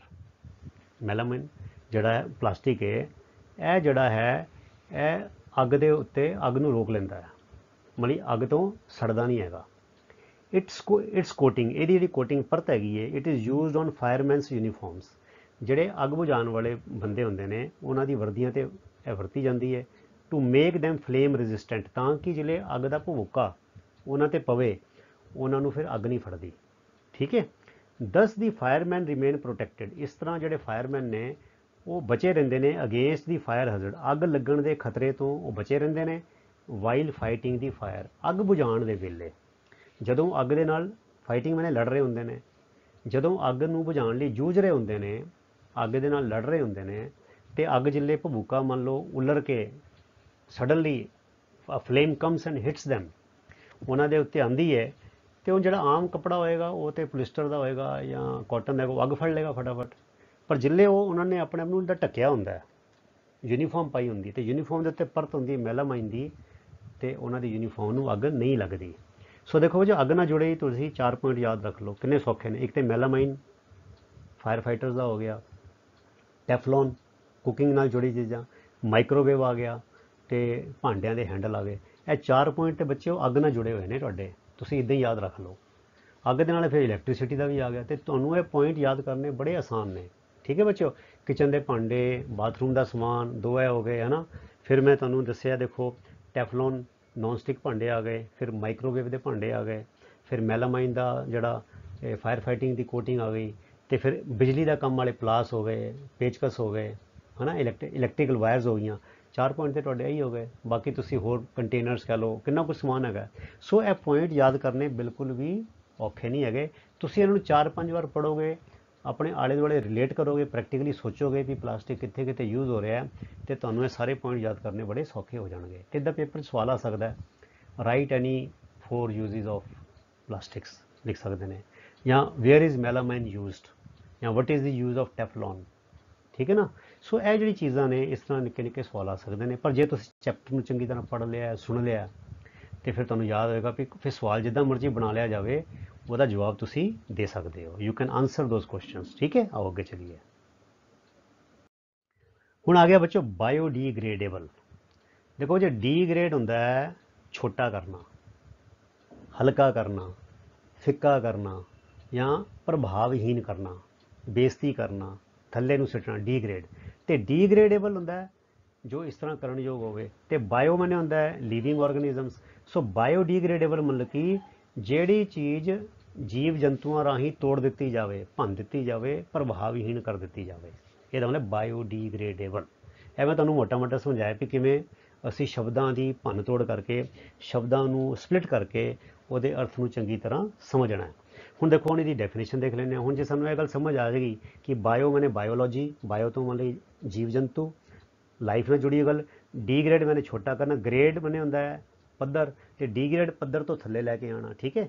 ਸੋ ਕਹਿੰਦੇ ਆ material which can be broken down, ਕੋਈ ਵੀ ਸਮਾਨ, ਕੋਈ ਵੀ ਵਸਤੂ ਜਿਹਨੂੰ ਤੋੜਿਆ ਜਾ ਸਕੇ into simple and harmless products, ਤੇ ਜਿਹਦਾ ਕੋਈ ਨੁਕਸਾਨ ਨਹੀਂ ਹੈਗਾ, ਉਹ ਵਾਲੇ ਹਿੱਸਿਆਂ ਵਿੱਚ ਉਹਨੂੰ ਤੋੜ ਦਿੱਤਾ ਜਾਵੇ ਬਾਈ ਦੀ ਐਕਸ਼ਨ ਆਫ ਮਾਈਕਰੋ ਆਰਗੈਨਿਜ਼ਮਸ, ਜਿਹੜੇ ਮਹੀਨ ਮਾਈਕਰੋ ਆਰਗੇਨਿਜ਼ਮ ਨੇ, ਚਾਹੇ ਬੈਕਟੀਰੀਆ ਨੇ, ਚਾਹੇ ਵਾਇਰਸ ਨੇ, ਚਾਹੇ ਪ੍ਰੋਟੋਜ਼ੋਆ ਨੇ, ਚਾਹੇ ਫੰਗਸ ਨੇ, ਉਹ ਇਹਨੂੰ ਤੋੜ ਦੇਣ, is called biodegradable. For example food waste. ਹੁਣ ਦੇਖੋ ਤੁਸੀਂ ਬੱਚਿਓ ਮਿੱਟੀ ਦੇ ਉੱਤੇ ਨਾ ਤੁਸੀਂ ਕਦੀ ਕਰਕੇ ਦੇਖੋ ਆਪਣੀ ਛੱਤ ਤੇ ਕੋਈ ਗਮਲੇ 'ਚ ਕੋਈ ਤੁਸੀਂ ਫੂਡ ਵੇਸਟ ਛੇਲੇ ਕੇਲੇ ਦੇ ਛਿਲਕੇ, ਆਲੂ ਦੇ ਛਿਲਕੇ ਸਿੱਟ ਦੇਵੋ, ਤੇ ਥੋੜਾ ਦਿਨਾਂ ਬਾਅਦ ਕੀ ਹੋਏਗਾ, ਉਹ ਤੁਹਾਨੂੰ ਛਿਲਕਾ ਨਜ਼ਰ ਨਹੀਂ ਆਏਗਾ, ਉਹ ਮਿੱਟੀ ਦਾ ਹਿੱਸਾ ਬਣ ਜਾਏਗਾ। ਤੇ ਉਹ ਕਿੱਦਾਂ ਹੋਇਆ, ਉਹ ਜਿਹੜੇ ਮਾਈਕਰੋ ਆਰਗੇਨਿਜ਼ਮ ਸੀ, ਜੀਵਾਣੂ ਸੀ, ਉਹਨਾਂ ਨੇ ਉਹਨੂੰ ਡੀਕੰਪੋਜ਼ ਕਰ ਦਿੱਤਾ, ਉਹਨੂੰ ਬ੍ਰੇਕ ਡਾਊਨ ਕਰ ਦਿੱਤਾ। ਇਸੇ ਤਰ੍ਹਾਂ ਐਨੀਮਲ ਰਿਮੇਨਸ, ਜਦੋਂ ਜਾਨਵਰ ਕੋਈ ਮਰ ਜਾਂਦਾ ਹੈ, ਤੁਸੀਂ ਦੇਖੋ ਬੱਚੋ ਇੰਨੇ ਜਾਨਵਰ ਨੇ, ਪਸ਼ੂ ਪੰਛੀ ਨੇ, ਰੋਜ਼ ਮਰਦੇ ਹੀ ਨੇ, ਪਰ ਸਾਨੂੰ ਕਿਤੇ ਨਜ਼ਰ ਆਉਂਦੇ ਨੇ, ਕਿਤੇ ਨਜ਼ਰ ਨਹੀਂ ਆਉਂਦੇ, ਕਿਉਂਕਿ ਕੀੜੀਆਂ ਮਕੌੜੇ ਜੀਵ ਜੰਤੂ ਉਹ ਸਾਰੇ ਉਹਨਾਂ ਨੂੰ ਖਾ ਕੇ ਉਹਨੂੰ ਡੀਕੰਪੋਜ਼ ਕਰ ਦਿੰਦੇ ਨੇ, ਬ੍ਰੇਕ ਡਾਊਨ ਕਰ ਦਿੰਦੇ ਨੇ, ਤੇ ਉਹ ਸਾਰੀ ਚੀਜ਼ ਮਿੱਟੀ 'ਚ ਰਲ ਜਾਂਦੀ ਹੈ। ਐਕਸਕ੍ਰੀਟਾ, ਤੁਸੀਂ ਦੇਖੋ ਸਾਡੇ ਦੇਸ਼ ਵਿੱਚ ਅਵਾਰਾ ਕੁੱਤੇ ਕਿੰਨੇ ਘੁੰਮਦੇ ਨੇ, ਅਵਾਰਾ ਗਾਈਆਂ ਕਿੰਨੀਆਂ ਘੁੰਮਦੀਆਂ ਨੇ, ਉਹ ਗੋਹਾ ਕਰਦੀਆਂ ਨੇ, ਹੈ ਨਾ, ਕੁੱਤੇ ਵੀ ਟੱਟੀ ਕਰਦੇ ਨੇ, ਪਰ ਉਹ ਸਾਰੀ ਥੋੜ੍ਹੇ ਦਿਨਾਂ ਬਾਅਦ ਕੀ ਹੁੰਦਾ, ਡਿਸਪੋਜ਼ ਆਫ ਹੋ ਜਾਂਦੀ ਹੈ, ਖਤਮ ਹੋ ਜਾਂਦੀ ਹੈ। ਕਿਸ ਤਰ੍ਹਾਂ, ਕਿਉਂਕਿ ਜਿਹੜੇ ਜੀਵ ਜੰਤੂ ਨੇ, ਸ਼ਹਿਰਾਂ ਵਿੱਚ ਥੋੜਾ ਕੰਮ ਲੇਟ ਹੁੰਦਾ ਹੈ, ਪਰ ਪਿੰਡਾਂ ਵਿੱਚ ਜਿੱਥੇ ਮਿੱਟੀ ਜ਼ਿਆਦਾ ਹੈ, where there is lot of soil is there, ਉੱਥੇ ਇਹ ਕੰਮ ਬੜੀ ਜਲਦੀ ਹੋ ਜਾਂਦਾ ਹੈ, ਫਟਾਫਟ ਹੋ ਜਾਂਦਾ ਹੈ। ਤੇ ਇਹ ਜਿਹੜਾ ਸਮਾਨ, ਜਿਹੜੀ ਵੀ ਚੀਜ਼ ਇਸ ਤਰ੍ਹਾਂ ਮਾਈਕਰੋ ਆਰਗੇਨਿਜ਼ਮਸ ਦੇ ਐਕਸ਼ਨ ਦੇ ਨਾਲ ਬ੍ਰੇਕ ਡਾਊਨ ਹੋ ਕੇ ਖਤਮ ਹੋ ਜਾਏ ਤੇ ਮੁੜ ਕੇ ਕੁਦਰਤ ਵਿੱਚ ਰਲ ਜਾਏ, ਗਾਇਬ ਹੋ ਜਾਏ, ਜਾਂ ਉਹ ਸਮਾਨ ਬਣ ਜਾਏ ਜਿਹਦੇ ਤੋਂ ਕੋਈ ਨੁਕਸਾਨ ਨਹੀਂ ਹੈਗਾ, ਉਹਨੂੰ ਕਹਿੰਦੇ ਆ ਬਾਇਓਡੀਗ੍ਰੇਡੇਬਲ। ਠੀਕ ਹੈ। Any material which is capable of, which can be broken down into simple and harm, ਹੁਣ ਦੇਖੋ ਇਹ ਚੀਜ਼ ਤੁਸੀਂ ਯਾਦ ਰੱਖ ਲਓ, simple and harmless products by the action of micro organisms. ਜਿਹੜੇ ਬੱਚੇ ਦਾ ਸੈਂਟੈਂਸ ਹੋਵੇ ਨਾ, ਤੇ ਇਹਨੂੰ ਬ੍ਰੇਕ ਡਾਊਨ ਕਰ ਲਈਦਾ। ਕਿੱਦਾਂ, ਜਿੱਦਾਂ ਮੈਂ ਤੁਹਾਨੂੰ ਦੱਸਦਾ, ਇਹ ਦੇਖੋ ਕਿੱਦਾਂ ਕਰਨਾ ਹੈ। ਆ material which can be broken down, ਪਹਿਲੇ ਤਾਂ ਇਹ ਬੋਲੋ ਵਿਚ ਕੈਨ ਬੀ ਬ੍ਰੋਕਨ ਡਾਊਨ, ਹੁਣ ਕੈਨ ਬੀ ਬ੍ਰੋਕਨ ਡਾਊਨ ਯਾਦ ਕਰ ਲਓ, ਫਿਰ ਬ੍ਰੋਕਨ ਡਾਊਨ ਕਿਹਦੇ ਵਿੱਚ, into simple and harmless products, ਫਿਰ into simple and harmless products ਨੂੰ ਯਾਦ ਰੱਖੋ। ਠੀਕ ਹੈ। ਫਿਰ ਬਾਈ the action of micro organism. ਸੋ ਤਿੰਨ ਗੱਲਾਂ ਯਾਦ ਰੱਖਣੀਆਂ, ਪੂਰਾ ਸੈਂਟੈਂਸ ਰੱਟਾ ਨਹੀਂ ਲਾਣਾ। Can be broken down, simple and harmless products, by the action of micro organisms. ਹੁਣ ਇਹ ਜਿਹੜੇ ਸ਼ਬਦ ਜੋੜ ਨੇ, ਤੁਸੀਂ ਇਹ ਤਿੰਨਾਂ ਨੂੰ ਯਾਦ ਰੱਖ ਲਓ, ਤੇਰਾ ਸੈਂਟੈਂਸ ਆਪੇ ਬਣਾਉਣ ਦੀ ਕੋਸ਼ਿਸ਼ ਕਰੋ। ਠੀਕ ਹੈ ਨਾ। So a material which can be broken down into simple and harmless products by the action of micro organisms is called biodegradable. ਬਸ। ਤੇ ਐਗਜ਼ਾਮਪਲ ਦੇ ਤੇ ਫੂਡ ਵੇਸਟ, ਜੋ ਅਸੀਂ ਖਾਣਾ ਖਾਂਦੇ, ਜੂਠ। ਐਕਸਕ੍ਰੀਟਾ, ਐਕਸਕ੍ਰੀਟਾ ਮੈਨੇ ਜੋ ਵੇਸਟ ਪ੍ਰੋਡਕਟ, ਟੱਟੀ ਪਿਸ਼ਾਬ ਜਾਨਵਰਾਂ ਦੀ, ਹੈ ਨਾ। ਐਨੀਮਲ ਰਿਮੇਨਸ ਮੈਨੇ ਜਿਹੜਾ ਜਾਨਵਰ ਮਰ ਗਿਆ, ਉਹਦੀ ਲਾਸ਼, ਠੀਕ ਹੈ, ਉਹਦੀ ਬਾਡੀ ਜਿਹੜੀ ਹੈ, ਉਹ ਜੋ ਬਚ ਗਿਆ, ਰਹਿੰਦ ਖੂੰਦ ਉਹਦੀ ਹੋ ਗਈ। ਸੋ ਦੇ ਆਰ ਆਲ ਬਾਇਓਡੀਗ੍ਰੇਡੇਬਲ। ਤੇ ਨॉन ਬਾਇਓਡੀਗ੍ਰੇਡੇਬਲ ਕਿਹੜਾ ਹੋਏਗਾ, ਇਹਦੀ ਜਗ੍ਹਾ ਨॉन, ਇੱਥੇ ਨੋਟ ਲਗਾ ਦਿਓ ਬਸ। ਇੱਕ ਡੈਫੀਨੇਸ਼ਨ ਯਾਦ ਰੱਖਣੀ ਹੈ, ਦੂਜੀ ਯਾਦ ਰੱਖਣ ਦੀ ਲੋੜ ਹੀ ਨਹੀਂ। ਆ ਮਟੀਰੀਅਲ ਵਿੱਚ ਕੈਨ ਨਾਟ ਬੀ, ਵਿੱਚ ਕੈਨ ਨਾਟ ਬੀ, ਇੱਥੇ ਕੈਨ ਨਾਟ ਬੀ ਕਰਦਾ, ਦੇਖੋ ਮੈਂ ਉਹਨੂੰ ਥੋੜਾ ਚੇਂਜ ਕਰ ਦਿੱਤਾ ਹੈ ਤਾਂ ਕਿ ਤੁਹਾਨੂੰ ਬਿਲਕੁਲ ਕੰਮ ਸੌਖਾ ਨਾ ਹੋਵੇ, ਤੁਹਾਨੂੰ ਨਵਾਂ ਰੂਪ ਵੀ ਪਤਾ ਲੱਗੇ। A material which is not easily decomposed by natural processes like action, ਕੋਈ ਗੱਲ ਹੋਈ ਹੈ। ਜੇ ਤੁਸੀਂ ਇਹਨੂੰ ਹੀ ਪੂਰਾ ਲਿਖ ਦਿਓ, a material which can not be broken into simple and harmless products by the action of micro organism is called non biodegradable. ਉੱਥੇ ਕੈਨ ਨਾਟ ਵੀ ਲਗਾ ਦਿਓ, ਇੱਥੇ ਕੈਨ ਵੀ ਲਗਾ ਦਿਓ। ਇੱਕ ਡੈਫੀਨੇਸ਼ਨ ਰਾਹੀਂ ਤੁਸੀਂ ਦੋਨੋਂ ਡੈਫੀਨੇਸ਼ਨਸ ਜਿਹੜੀਆਂ ਨੇ ਉਹਨਾਂ ਨੂੰ ਯਾਦ ਕਰ ਸਕਦੇ ਹੋ। ਤੇ ਸਭ ਤੋਂ ਪ੍ਰਮੁੱਖ ਉਦਾਹਰਣ ਹੈ ਨॉन ਬਾਇਓਡੀਗ੍ਰੇਡੇਬਲ ਦਾ ਪਲਾਸਟਿਕ। ਹੁਣ ਤੁਸੀਂ ਬੱਚੋ ਇੱਦਾਂ ਕਰੋ ਨਾ, ਇੱਕ ਪਲਾਸਟਿਕ ਦੀ ਚੀਜ਼ ਲੈ ਜਾਓ, ਕੋਈ ਘਰ 'ਚ ਪਲਾਸਟਿਕ ਕਿੰਨਾ ਪਿਆ ਹੁੰਦਾ ਹੈ, ਪਲਾਸਟਿਕ ਰੱਖ ਦਿਓ ਬਾਹਰ, ਤੇ ਉਹਦੇ ਨਾਲ ਹੀ ਕੇਲੇ ਦੇ ਛਿਲਕੇ, ਸੰਤਰੇ ਦੇ ਛਿਲਕੇ, ਆਲੂ ਦੇ ਛਿਲਕੇ ਕਿਸੇ ਡੱਬੇ 'ਚ ਪਾ ਕੇ ਰੱਖ ਦਿਓ। ਹੁਣ ਤੁਸੀਂ ਦੇਖੋ ਮਹੀਨੇ ਬਾਅਦ, 2 ਮਹੀਨੇ ਬਾਅਦ, 3 ਮਹੀਨੇ ਬਾਅਦ ਦੇਖੋ ਕੀ ਹੁੰਦਾ ਹੈ। ਉਹ ਜਿਹੜੇ ਛਿਲਕੇ ਨੇ ਉਹ ਤੇ ਉੱਡ ਜਾਣਗੇ, ਖਤਮ ਹੋ ਜਾਣਗੇ। ਠੀਕ ਹੈ, ਮਤਲਬ ਕੋਈ ਨਾ ਕੋਈ ਜਾਨਵਰ ਖਾ ਜਾਣਗੇ ਉਹਨੂੰ। ਠੀਕ ਹੈ, ਪਰ ਜਿਹੜਾ ਪਲਾਸਟਿਕ ਹੈ ਇਨ ਬਿਨ ਉੱਦਾਂ ਹੀ ਰਹੇਗਾ। ਇਸ ਕਰਕੇ ਤਾਂ ਹੀ ਬੱਚੇ ਕਹਿੰਦੇ ਨੇ ਕਿ ਪਲਾਸਟਿਕ ਦੀ ਵਰਤੋਂ ਸਾਨੂੰ ਘੱਟ ਤੋਂ ਘੱਟ ਕਰਨੀ ਚਾਹੀਦੀ ਹੈ, ਕਿਉਂਕਿ ਇਹ ਮੁੜ ਕੇ ਜਿੱਥੋਂ ਆਇਆ ਉੱਥੇ ਜਾਂਦਾ ਨਹੀਂ, ਇਹ ਆਰਟੀਫਿਸ਼ੀਅਲ ਹੈ। ਤੇ ਪਲਾਸਟਿਕ ਬਹੁਤ ਇਕੱਠਾ ਹੋਈ ਜਾ ਰਿਹਾ, ਤੇ ਇਹ 'ਚ ਕੈਮੀਕਲਸ ਹੁੰਦੇ ਨੇ, ਫਿਰ ਕੈਮੀਕਲ ਵਿੱਚੋਂ ਜਿਹੜੇ ਪਾਣੀ ਵਿੱਚ ਛੱਡਦੇ ਹਾਂ, ਪਾਣੀ ਵਿੱਚ ਕੈਮੀਕਲ ਸਿਮ ਕੇ ਜਾਂਦੇ ਨੇ ਥੋੜ੍ਹੀ ਥੋੜ੍ਹੀ। ਜੇ ਅਸੀਂ ਮਿੱਟੀ 'ਚ ਛੱਡਦੇ ਹਾਂ ਤਾਂ ਮਿੱਟੀ ਵੀ ਖਰਾਬ ਹੁੰਦੀ ਹੈ। ਇਹ ਤਾਂ ਹੀ ਕਹਿੰਦੇ ਕਿ plastic is not biodegradable. Plastic ਨੂੰ ਜਿਹੜੇ ਜੀਵਾਣੂ ਨੇ, ਮਾਈਕਰੋ ਆਰਗੇਨਿਜ਼ਮਸ ਨੇ, ਇਹਨੂੰ ਛੋਟੇ ਸਿੰਪਲ ਹਾਰਮਲੈਸ ਪ੍ਰੋਡਕਟਸ ਵਿੱਚ ਬ੍ਰੇਕ ਨਹੀਂ ਕਰ ਸਕਦੇ। That is why plastic is non biodegradable. ਠੀਕ ਹੈ ਬੱਚਿਓ, ਸੋ ਇਹ ਬੜੀ ਇੰਪੋਰਟੈਂਟ ਚੀਜ਼ ਹੈ, ਇਹਨੂੰ ਯਾਦ ਕਰ ਲੈਣਾ ਚੰਗੀ ਤਰ੍ਹਾਂ। ਆਓ ਅੱਗੇ ਚਲੀਏ। ਪਲਾਸਟਿਕ ਇਜ਼ ਨੋਨ ਬਾਇਓਡੀਗ੍ਰੇਡੇਬਲ, ਅਸੀਂ ਗੱਲ ਹੋ ਗਈ। It is not environment friendly, ਇਹਦਾ ਮਤਲਬ ਹੈ ਕਿ ਸਾਡੇ ਵਾਤਾਵਰਣ ਲਈ ਇਹ ਬੜੀ ਸੁਖਾਵੀ ਚੀਜ਼, ਵਧੀਆ ਚੀਜ਼ ਨਹੀਂ ਹੈਗੀ। ਸਾਨੂੰ ਇਹਨੇ ਬੜਾ ਸੁੱਖ ਦਿੱਤਾ ਹੈ, ਪਰ ਸਾਡੇ ਵਾਤਾਵਰਣ ਨੂੰ ਇਹਨੇ ਵਿਗਾੜਿਆ ਵੀ ਹੈ। ਬਿਕੋਜ਼ ਇਟ ਕਾਜ਼ਜ਼ এনवायरमेंटल ਪੋਲਿਊਸ਼ਨ, ਕਿਉਂਕਿ ਇਹ ਵਾਤਾਵਰਣ ਨੂੰ ਪ੍ਰਦੂਸ਼ਣ ਕਰਦਾ ਹੈ। ਕਿਵੇਂ?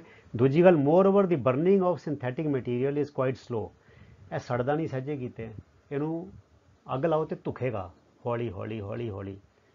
ਪਹਿਲੀ ਗੱਲ ਤੇ ਪੂਰੀ ਤਰ੍ਹਾਂ ਜਲਦਾ ਨਹੀਂ ਹੈਗਾ, ਫਿਰ ਹੈ it does not burn easily, ਸਹਿਜੇ ਕਿਤੇ ਸੜਦਾ ਨਹੀਂ ਹੈਗਾ, ਐਂਡ ਕੰਪਲੀਟਲੀ ਤੇ ਪੂਰੀ ਤਰ੍ਹਾਂ ਨਹੀਂ ਸੜਦਾ। ਠੀਕ ਹੈ, ਇੱਕ ਤੇ ਬੜਾ ਸਲੋ ਸੜਦਾ ਹੈ, ਪੂਰੀ ਤਰ੍ਹਾਂ ਨਹੀਂ ਸੜਦਾ, ਤੇ ਸਹਿਜੇ ਕਿਤੇ ਸੜਦਾ ਨਹੀਂ ਹੈਗਾ। ਠੀਕ ਹੈ ਨਾ, you can not burn it easily, you can not burn it completely, and even if you are able to burn it burns very slowly. ਤੇ ਅਗਲਾ ਕੰਮ ਕੀ ਕਰਦਾ ਹੈ? ਇੱਕ ਤੇ ਕਰੇਲਾ ਉੱਤੋਂ ਨਿੰਮ ਚੜਾ, ਕਹਿੰਦੇ on burning it releases lots of poisonous fumes, poisonous ਮੈਨੇ ਜ਼ਹਿਰੀਲੀਆਂ, ਫਿਊਮਸ ਮੈਨੇ ਹੁੰਦਾ ਧੂਆਂ, ਮਤਲਬ ਬੜਾ ਜ਼ਹਿਰੀਲਾ ਇਹ ਗੈਸਾਂ ਛੱਡਦਾ ਹੈ ਉੱਤੇ ਨੂੰ ਹਵਾ ਵਿੱਚ, ਇਨਟੂ ਦੀ ਐਟਮੋਸਫੀਅਰ ਕਾਜ਼ਿੰਗ ਏਅਰ ਪੋਲਿਊਸ਼ਨ। ਕਿਉਂਕਿ ਜਿਹੜੇ ਕੈਮੀਕਲਾਂ ਤੋਂ ਬਣਿਆ ਹੈ, ਉਹ ਜਿਹੜੇ ਅੱਗ ਬਾਲਦੇ ਆ ਤੇ ਉਹ ਕੈਮੀਕਲ ਫਿਰ ਗੈਸਾਂ ਦੇ ਰੂਪ ਲੈ ਕੇ ਹਵਾ ਵਿੱਚ ਜਾਂਦੇ ਨੇ, ਤੇ ਉਹਨਾਂ ਸਾਰੀ ਹਵਾ ਗੰਦਲੀ ਹੋ ਜਾਂਦੀ ਹੈ। ਸੋ ਕਹਿੰਦੇ ਇਸ ਕਰਕੇ ਕੀ ਕਰਨਾ ਚਾਹੀਦਾ ਹੈ? The biodegradable and non biodegradable waste should be collected separately and disposed of separately. ਕਹਿੰਦੇ ਇਸ ਕਰਕੇ ਜਦੋਂ ਤੁਸੀਂ ਕਚਰਾ ਬਾਹਰ ਸੁੱਟੋ, ਕਚਰੇ ਨਾਲ ਨਜਿੱਠੋ। ਜਿਹੜਾ ਗੱਡੀ ਜਾਂ ਜਿਹੜਾ ਬੰਦਾ ਤੁਸੀਂ ਕਚਰਾ ਇਕੱਠਾ ਕਰਨ ਲਈ ਰੱਖਿਆ ਹੋਇਆ ਹੈ, ਜਾਂ ਜੇ ਤੁਸੀਂ ਪਿੰਡ ਵਿੱਚ ਰਹਿੰਦੇ ਹੋ ਕਚਰਾ ਬਾਹਰ ਸਿੱਟਣ ਜਾਂਦੇ ਹੋ, ਤੇ ਤੁਸੀਂ ਇਸ ਗੱਲ ਨੂੰ ਯਕੀਨੀ ਬਣਾਓ ਕਿ ਜਿਹੜਾ ਬਾਇਓਡੀਗ੍ਰੇਡੇਬਲ ਹੈ ਉਹ ਵੱਖਰਾ ਇਕੱਠਾ ਕੀਤਾ ਜਾਵੇ, ਤੇ ਜਿਹੜਾ ਨॉन ਬਾਇਓਡੀਗ੍ਰੇਡੇਬਲ ਹੈ ਉਹਨੂੰ ਵੱਖਰਾ ਇਕੱਠਾ ਕੀਤਾ ਜਾਵੇ। ਨॉन ਬਾਇਓਡੀਗ੍ਰੇਡੇਬਲ ਜ਼ਿਆਦਾਤਰ ਤੇ ਪਲਾਸਟਿਕ ਹੀ ਹੈ, ਅਰਥਾਤ ਪਲਾਸਟਿਕ ਨੂੰ ਖਾਣ ਪੀਣ ਦੀ ਚੀਜ਼ਾਂ ਦੇ ਨਾਲ, ਲੋਹੇ ਦੇ ਨਾਲ, ਕਾਗਜ਼ ਦੇ ਨਾਲ ਮਿਕਸ ਨਹੀਂ ਕਰਨਾ ਚਾਹੀਦਾ, ਇਹਨੂੰ ਵੱਖਰਾ ਇਕੱਠਾ ਕਰਨਾ ਚਾਹੀਦਾ। ਠੀਕ ਹੈ ਬੱਚਿਓ, ਹੁਣ ਜਿਹਦਾ ਲੋਹਾ ਹੋ ਗਿਆ ਕਬਾੜ, ਉਹ ਤੇ ਅਸੀਂ ਕਬਾੜੀ ਨੂੰ ਵੇਚ ਦਿੰਦੇ ਹਾਂ, ਕਾਗਜ਼ ਅਖਬਾਰਾਂ ਉਹ ਵੀ ਕਬਾੜੀ ਨੂੰ ਵੇਚ ਦਿੰਦੇ ਹਾਂ, ਹੋਰ ਧਾਤੂਆਂ ਐਲੂਮੀਨੀਅਮ ਕਾਪਰ ਉਹ ਵੀ ਵੇਚ ਦਿੰਦੇ ਹਾਂ, ਪੈਸੇ ਵੱਟ ਲੈਂਦੇ ਹਾਂ। ਤੇ ਜਿਹੜਾ ਖਾਣਾ ਹੈਗਾ ਉਹ ਤੇ ਕੰਪੋਸਟ ਬਣ ਜਾਂਦੀ ਹੈ, ਉਹਨੂੰ ਅਸੀਂ ਢੇਰ ਵਜੋਂ ਵਰਤਿਆ ਜਾ ਸਕਦਾ ਹੈ। ਪਰ ਪਲਾਸਟਿਕ ਜਿਹੜਾ ਹੈ ਉਹਨੂੰ ਜਾਂ ਤੇ ਰੀਸਾਈਕਲ ਕੀਤਾ ਜਾਂਦਾ ਹੈ, ਤੇ ਜਾਂ ਫਿਰ ਉਹਦਾ ਜੋ ਉੱਥੇ ਦਾ ਥੋੜਾ ਲੋਕਲ ਜੋ ਸਿਸਟਮ ਬਣਿਆ ਗੌਰਮੈਂਟ ਦੇ ਕਾਨੂੰਨ ਨੇ ਉਹਦੇ ਹਿਸਾਬ ਨਾਲ ਸਾਨੂੰ ਕਰਨਾ ਚਾਹੀਦਾ ਹੈ। ਪਰ ਪਲਾਸਟਿਕ ਨੂੰ ਕਦੀ ਵੀ ਖਾਣ ਪੀਣ ਦੀ ਚੀਜ਼ਾਂ ਦੇ ਨਾਲ, ਬਾਇਓਡੀਗ੍ਰੇਡੇਬਲ ਦੇ ਨਾਲ ਮਿਕਸ ਨਹੀਂ ਕਰਨਾ ਚਾਹੀਦਾ। ਇਹ ਬੜੀ ਇੰਪੋਰਟੈਂਟ ਗੱਲ ਹੈ। ਆਓ ਅੱਗੇ ਚਲੀਏ। ਇਟ ਇਜ਼ ਇੰਪੋਰਟੈਂਟ, ਕਹਿੰਦੇ ਇਹ ਗੱਲ ਬੜੀ ਮਹੱਤਵਪੂਰਨ ਹੈ ਕਿ ਪੋਲੀ ਬੈਗਸ, ਜਿਹੜੇ ਪੋਲੀਥੀਨ ਬੈਗ ਨੇ ਜਿਨ੍ਹਾਂ 'ਚ ਅਸੀਂ ਆਲੂ ਲਿਆਂਦੇ, ਕਦੀ ਗੰਢੇ ਲਿਆਂਦੇ, ਪਿਆਜ਼ ਲਿਆਂਦੇ, ਹੋਰ ਸਮਾਨ ਲਿਆਂਦਾ, ਖੰਡ ਲਿਆਂਦੀ ਹੈ ਨਾ, ਰੈਪਰਸ, ਰੈਪ ਜਿੱਦਾਂ ਹੁਣ ਟੌਫੀ ਤੇ ਜਿਹੜਾ ਟੌਫੀ ਦਾ ਜਿਹੜਾ ਰੈਪਰ ਹੈਗਾ, ਜਾਂ ਚਿਪਸ ਹੋ ਗਏ ਹੈ ਨਾ, ਜਾਂ ਹੋਰ ਨਮਕੀਨ ਹੋ ਗਈ, ਹੋਰ ਖਾਣ ਪੀਣ ਦਾ ਕਿੰਨਾ ਸਾਰਾ ਸਮਾਨ, ਆਈਸਕ੍ਰੀਮ ਹੋ ਗਈ, ਉਹਦਾ ਰੈਪਰ ਹੁੰਦਾ। ਇਹ ਸਾਰੇ ਬੱਚੋ ਪੋਲੀ ਬੈਗ ਤੇ ਰੈਪਰਸ ਆਰ ਨੋਟ ਕੇਅਰਲੈਸਲੀ ਮੈਨੇ ਅਣਗਹਿਲੀ ਦੇ ਨਾਲ ਥਰੋਨ ਹੇਅਰ ਐਂਡ ਦੇਅਰ, ਇੱਥੇ ਉੱਥੇ ਸਾਨੂੰ ਨਹੀਂ ਸਿੱਟਣੇ ਚਾਹੀਦੇ। ਅਸੀਂ ਟੌਫੀ ਖਾਧੀ, ਰੈਪਰ ਸਿੱਟ ਦਿੱਤਾ, ਆਈਸਕ੍ਰੀਮ ਖਾਧੀ, ਉਹਨੂੰ ਖੋਲ ਕੇ ਉੱਥੇ ਸਿੱਟਤਾ, ਚਿਪਸ ਖਾਧੇ, ਉਹਦਾ ਪੈਕਟ ਉੱਥੇ ਸਿੱਟ ਦਿੱਤਾ। ਇੱਦਾਂ ਸਾਨੂੰ ਬੱਚਿਓ ਕਦੀ ਵੀ ਨਹੀਂ ਕਰਨਾ ਚਾਹੀਦਾ। ਜੇ ਅਸੀਂ ਕਿਤੇ ਬਾਹਰ ਹੈਗੇ ਹਾਂ, ਉਹ ਰੈਪਰ ਨੂੰ ਸਾਂਭ ਕੇ ਰੱਖੋ, ਆਪਣੇ ਤੁਸੀਂ ਜੇਬ 'ਚ ਪਾ ਲਓ, ਜਾਂ ਕੋਲ ਜਿਹੜਾ ਬੈਗ ਹੈ ਉਹ 'ਚ ਪਾ ਲਓ, ਤੇ ਘਰ ਆ ਕੇ ਜਿਹੜਾ ਡਸਟਬਿਨ ਤੁਸੀਂ ਬਣਾਇਆ ਹੋਇਆ ਪਲਾਸਟਿਕ ਦਾ ਵੱਖਰਾ, ਉਹਨੂੰ ਉਹ 'ਚ ਪਾਉਣਾ ਚਾਹੀਦਾ। ਕਹਿੰਦੇ ਜੇ ਤੁਸੀਂ ਇੱਧਰ ਉੱਧਰ ਸਿੱਟ ਦਿਓਗੇ ਤੇ ਕੀ ਹੋਏਗਾ? ਉੜ ਕੇ ਜਾਣਗੇ। ਦਿਸ leads to choking of drains, drain ਹੁੰਦੀ ਹੈ ਨਾਲੀਆਂ, ਚੋਕ ਹੁੰਦਾ ਬੱਚਿਓ, ਚੋਕ ਹੋ ਜਾਣਾ, ਜਿੱਦਾਂ ਸਾਡੇ ਗਲੇ 'ਚ ਕੋਈ ਫਸ ਜਾਵੇ, ਤੇ ਕਹਿੰਦੇ ਚੋਕ ਹੋ ਗਈ, ਮਤਲਬ ਗਲੇ ਜਿਹੜੀ ਨਾਲੀ ਹੈ ਬੰਦ ਹੋ ਗਈ, ਮਤਲਬ ਪਾਣੀ ਦਾ ਪ੍ਰਵਾਹ ਜਿਹੜਾ ਹੈ ਉਹ ਰੁਕ ਜਾਂਦਾ ਹੈ, ਪਾਣੀ ਦਾ ਨਿਕਾਸ ਰੁਕ ਜਾਂਦਾ ਹੈ। ਤੇ ਫਿਰ ਪਾਣੀ ਕੀ ਹੁੰਦਾ? ਗੰਦਾ ਮੰਦਾ ਪਾਣੀ ਬਾਹਰ ਆਉਣਾ ਸ਼ੁਰੂ ਹੋ ਜਾਂਦਾ ਹੈ, ਫਿਲਥ ਮੈਨੇ ਗੰਦਗੀ ਪੈਦਾ ਹੋ ਜਾਂਦੀ ਹੈ। ਤੇ ਅਨਹਾਈਜੀਨਿਕ ਕੰਡੀਸ਼ਨਸ, ਅਨਹਾਈਜੀਨਿਕ ਹੁੰਦੀਆਂ ਜਿਹੜੀਆਂ ਸਿਹਤ ਦੇ ਅਨੁਕੂਲ ਨਹੀਂ ਹੁੰਦੀਆਂ, ਜੋ ਸਿਹਤ ਨੂੰ ਨੁਕਸਾਨ ਪਹੁੰਚਾਉਣ ਵਾਲੀਆਂ ਹਾਲਤਾਂ ਨੇ, ਉਹਨੂੰ ਕਹਿੰਦੇ ਨੇ ਅਨਹਾਈਜੀਨਿਕ ਕੰਡੀਸ਼ਨਸ ਮੈਨੇ ਹਾਲਾਤ, ਤੇ ਅਨਹਾਈਜੀਨਿਕ ਮੈਨੇ ਜੋ ਸਾਡੀ ਸਿਹਤ ਲਈ ਬੜੇ ਖਤਰਨਾਕ ਨੇ। ਹਾਈਜੀਨਿਕ ਮੈਨੇ ਸਾਫ ਸਫਾਈ ਵਾਲੇ, ਅਨਹਾਈਜੀਨਿਕ ਮੈਨੇ ਗੰਦਗੀ ਵਾਲੇ। ਸੋ ਜਦੋਂ ਬੱਚਿਓ ਅਸੀਂ ਇਹ ਰੈਪਰ ਹੋਏ, ਪੈਕਟ ਹੋਏ ਆਈਸਕ੍ਰੀਮ ਦੇ, ਚਿਪਸ ਦੇ, ਨਮਕੀਨ ਦੇ, ਟੌਫੀਆਂ ਦੇ, ਅਸੀਂ ਇੱਧਰ ਉੱਧਰ ਸਿੱਟ ਦਿੰਦੇ ਹਾਂ, ਇਹ ਉੜ ਕੇ ਨਾਲੀਆਂ ਵਿੱਚ ਜਾਂਦੇ ਨੇ, ਨਾਲੀਆਂ ਬੰਦ ਹੁੰਦੀਆਂ, ਪਾਣੀ ਅੱਗੇ ਨਹੀਂ ਜਾਂਦਾ, ਤੇ ਪਾਣੀ ਫਿਰ ਓਵਰਫਲੋ ਹੋ ਕੇ ਬਾਹਰ ਸੜਕ ਤੇ ਗਲੀਆਂ 'ਚ ਆਉਂਦਾ, ਮੱਛਰ ਫੈਲਦੇ ਨੇ, ਜੀਆ ਜੰਤ ਫੈਲਦੇ ਨੇ, ਸਾਨੂੰ ਕੋਲਰਾ ਹੋਣ ਦਾ, ਹੈਜ਼ਾ ਹੋਣ ਦਾ, ਟਾਈਫਾਈਡ ਹੋਣ ਦਾ ਖਤਰਾ ਵੱਧ ਜਾਂਦਾ ਹੈ। ਸੋ ਬੱਚਿਓ ਇਹ ਸਾਡਾ ਹੀ ਨੁਕਸਾਨ ਹੈ। ਸੋ ਸਾਨੂੰ ਇਸ ਕਰਕੇ ਕਦੀ ਵੀ ਇਹ ਰੈਪਰ ਇੱਧਰ ਉੱਧਰ ਨਹੀਂ ਸੁੱਟਣੇ ਚਾਹੀਦੇ, ਨਹੀਂ ਤੇ ਫਿਰ ਨਾਲੀਆਂ ਚੋਕ ਹੋ ਜਾਂਦੀਆਂ। ਫਿਰ ਹੋਰ ਅਗਲਾ ਕੰਮ ਕੀ ਹੁੰਦਾ? ਦੇਖੋ, ਕਹਿੰਦੇ ਜਦੋਂ ਫਿਰ ਉਹ ਜਿਹੜੇ ਗੱਡੀਆਂ ਕਚਰਾ ਲੈ ਕੇ ਜਾਂਦੀਆਂ, ਜਦੋਂ ਕਚਰਾ ਸਮੇਟਦੇ ਨੇ, ਜੇ ਅਸੀਂ ਪਲਾਸਟਿਕ ਨੂੰ ਵੱਖਰਾ ਨਹੀਂ ਕੀਤਾ, ਤੇ ਹੁਣ ਉਹ ਥੋੜ੍ਹੀ ਕਰਨਗੇ ਇੰਨਾ ਸਾਰਾ।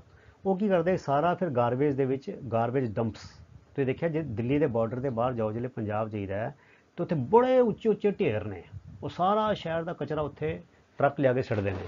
ਇਹਨੂੰ ਕਹਿੰਦੇ ਡੰਪ। ਡੰਪ ਮੈਨੇ ਢੇਰੀ ਲਾਣੀ, ਤੇ ਡੰਪਸ ਮੈਨੇ ਢੇਰੀਆਂ। ਸੋ ਗਾਰਬੇਜ ਡੰਪਸ ਮੈਨੇ ਗੰਦ ਦੀਆਂ ਢੇਰੀਆਂ। ਤੇ ਜਿਹੜੇ ਪਲਾਸਟਿਕ ਦੇ ਰੈਪਰ ਨੇ ਬੱਚਿਓ, ਉਹ ਗੰਦ ਦੀ ਢੇਰੀਆਂ 'ਚ ਵੀ ਪਹੁੰਚ ਜਾਂਦੇ ਨੇ। ਕੁਛ ਤੇ ਨਾਲੀਆਂ ਚਲੇ ਗਏ, ਤੇ ਕੁਝ ਜਿਹੜੇ ਕਚਰਾ ਇਕੱਠਾ ਕੀਤਾ ਸਾਡੇ ਘਰੋਂ, ਅਸੀਂ ਉਹਨੂੰ ਪਲਾਸਟਿਕ ਨੂੰ ਜੁਦਾ ਨਹੀਂ ਕੀਤਾ, ਵਿੱਚ ਹੀ ਚਲਾ ਗਿਆ। ਤੇ ਜਿਹੜੇ ਗਾਰਬੇਜ ਡੰਪਸ ਵਿੱਚ ਗਿਆ, ਤੇ ਹੁਣ ਜਿਹੜੇ ਜਾਨਵਰ ਨੇ ਉਹ ਜੂਠ ਖਾਂਦੇ ਨੇ। ਅਵਾਰਾ ਪਸ਼ੂ ਬੜੇ ਨੇ, ਘੁੰਮਦੇ ਨੇ, ਕੁੱਤੇ ਨੇ, ਗਾਈਆਂ ਨੇ, ਹੈ ਨਾ। ਐਨੀਮਲਸ ਈਟਿੰਗ ਦਾ ਫੂਡ ਵੇਸਟ। ਉਹ ਫਿਰ ਜਿਹੜੇ ਡੰਪਸ ਹੈਗੇ ਨੇ, ਜਿਹੜੀਆਂ ਗੰਦ ਦੀ ਢੇਰੀਆਂ ਨੇ, ਉਹਨਾਂ ਤੋਂ ਜਾਨਵਰ, ਉਹਨਾਂ ਨੂੰ ਜਦ ਭੁੱਖ ਲੱਗਦੀ ਹੈ, ਕੁਛ ਨਾ ਕੁਛ ਖਾਣ ਪੀਣ ਦੀ ਚੀਜ਼ਾਂ ਖਾਂਦੇ ਨੇ। ਪਰ ਜਦੋਂ ਖਾਂਦੇ ਨੇ ਬੱਚਿਓ, ਕੀ ਹੁੰਦਾ ਹੈ, from the garbage swallow materials like polythene bags and rappers of food. ਉਹ ਵਿਚਾਰੇ ਜਿਹੜੇ ਜਾਨਵਰ ਨੇ, ਉਹਨਾਂ ਨੂੰ ਤਾਂ ਪਤਾ ਨਹੀਂ ਇਹ ਪਲਾਸਟਿਕ ਹੈ, ਨਹੀਂ ਖਾਣਾ, ਉਹ ਖਾਂਦੇ ਨੇ। ਨਾਲ ਦੇ ਨਾਲ ਉਹਨਾਂ ਦੇ ਖਾਦੇ ਬੇਸਲੇ ਜਾਂ without there knowing, without there knowledge, ਉਹ ਕੀ ਹੁੰਦਾ ਹੈ ਕਿ ਉਹਨਾਂ ਦੇ ਅੰਦਰ ਪੋਲੀਥੀਨ ਦੇ ਬੈਗ ਤੇ ਖਾਣਾ ਖਾਣ ਦੇ ਰੈਪਰ ਜਿਹੜੇ ਨੇ, ਜਿਹਦੇ ਨਾਲ ਖਾਣਾ ਲਪੇਟਿਆ ਸੀ, ਮਤਲਬ ਚਿਪਸ ਸੀਗੇ, ਨਮਕੀਨ ਸੀਗੀ, ਆਈਸਕ੍ਰੀਮ ਸੀ, ਟੌਫੀਆਂ ਸੀ ਬੱਚਿਓ, ਉਹ ਰੈਪਰ ਵੀ ਉਹ ਜਾਨਵਰਾਂ ਦੇ ਅੰਦਰ ਨਗਾ ਲਏ ਜਾਂਦੇ ਨੇ। ਜਾਨਵਰ ਖਾਣਾ ਖਾਂਦੇ ਖਾਂਦੇ ਪਲਾਸਟਿਕ ਦਾ ਬੈਗ ਵੀ ਖਾ ਜਾਂਦਾ, ਉਹ ਰੈਪਰ ਵੀ ਖਾ ਜਾਂਦਾ।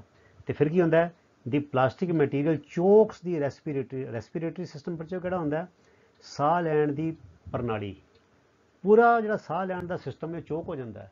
ਹੁਣ ਬੱਚਿਓ ਜਿੱਦਾਂ ਅਸੀਂ ਸਾਹ ਜੇ ਸਾਡਾ ਘੁੱਟ ਜਾਏ ਤੇ ਅਸੀਂ ਮਰ ਜਾਵਾਂਗੇ, ਤਾਂ ਜਾਨਵਰਾਂ ਦਾ ਸਾਹ ਘੁੱਟਿਆ ਜਾਂਦਾ, ਇਸ ਤਰ੍ਹਾਂ ਬੜੇ ਸਾਰੇ ਜਾਨਵਰ ਮਰ ਜਾਂਦੇ ਨੇ। ਤੇ ਜੇ ਚੋਕ ਨਹੀਂ ਵੀ ਹੋਈ, ਜੇ ਢਿੱਡ ਵਿੱਚ ਚਲੀ ਗਈ, it forms a lining on their ਸਟੋਮਕਸ।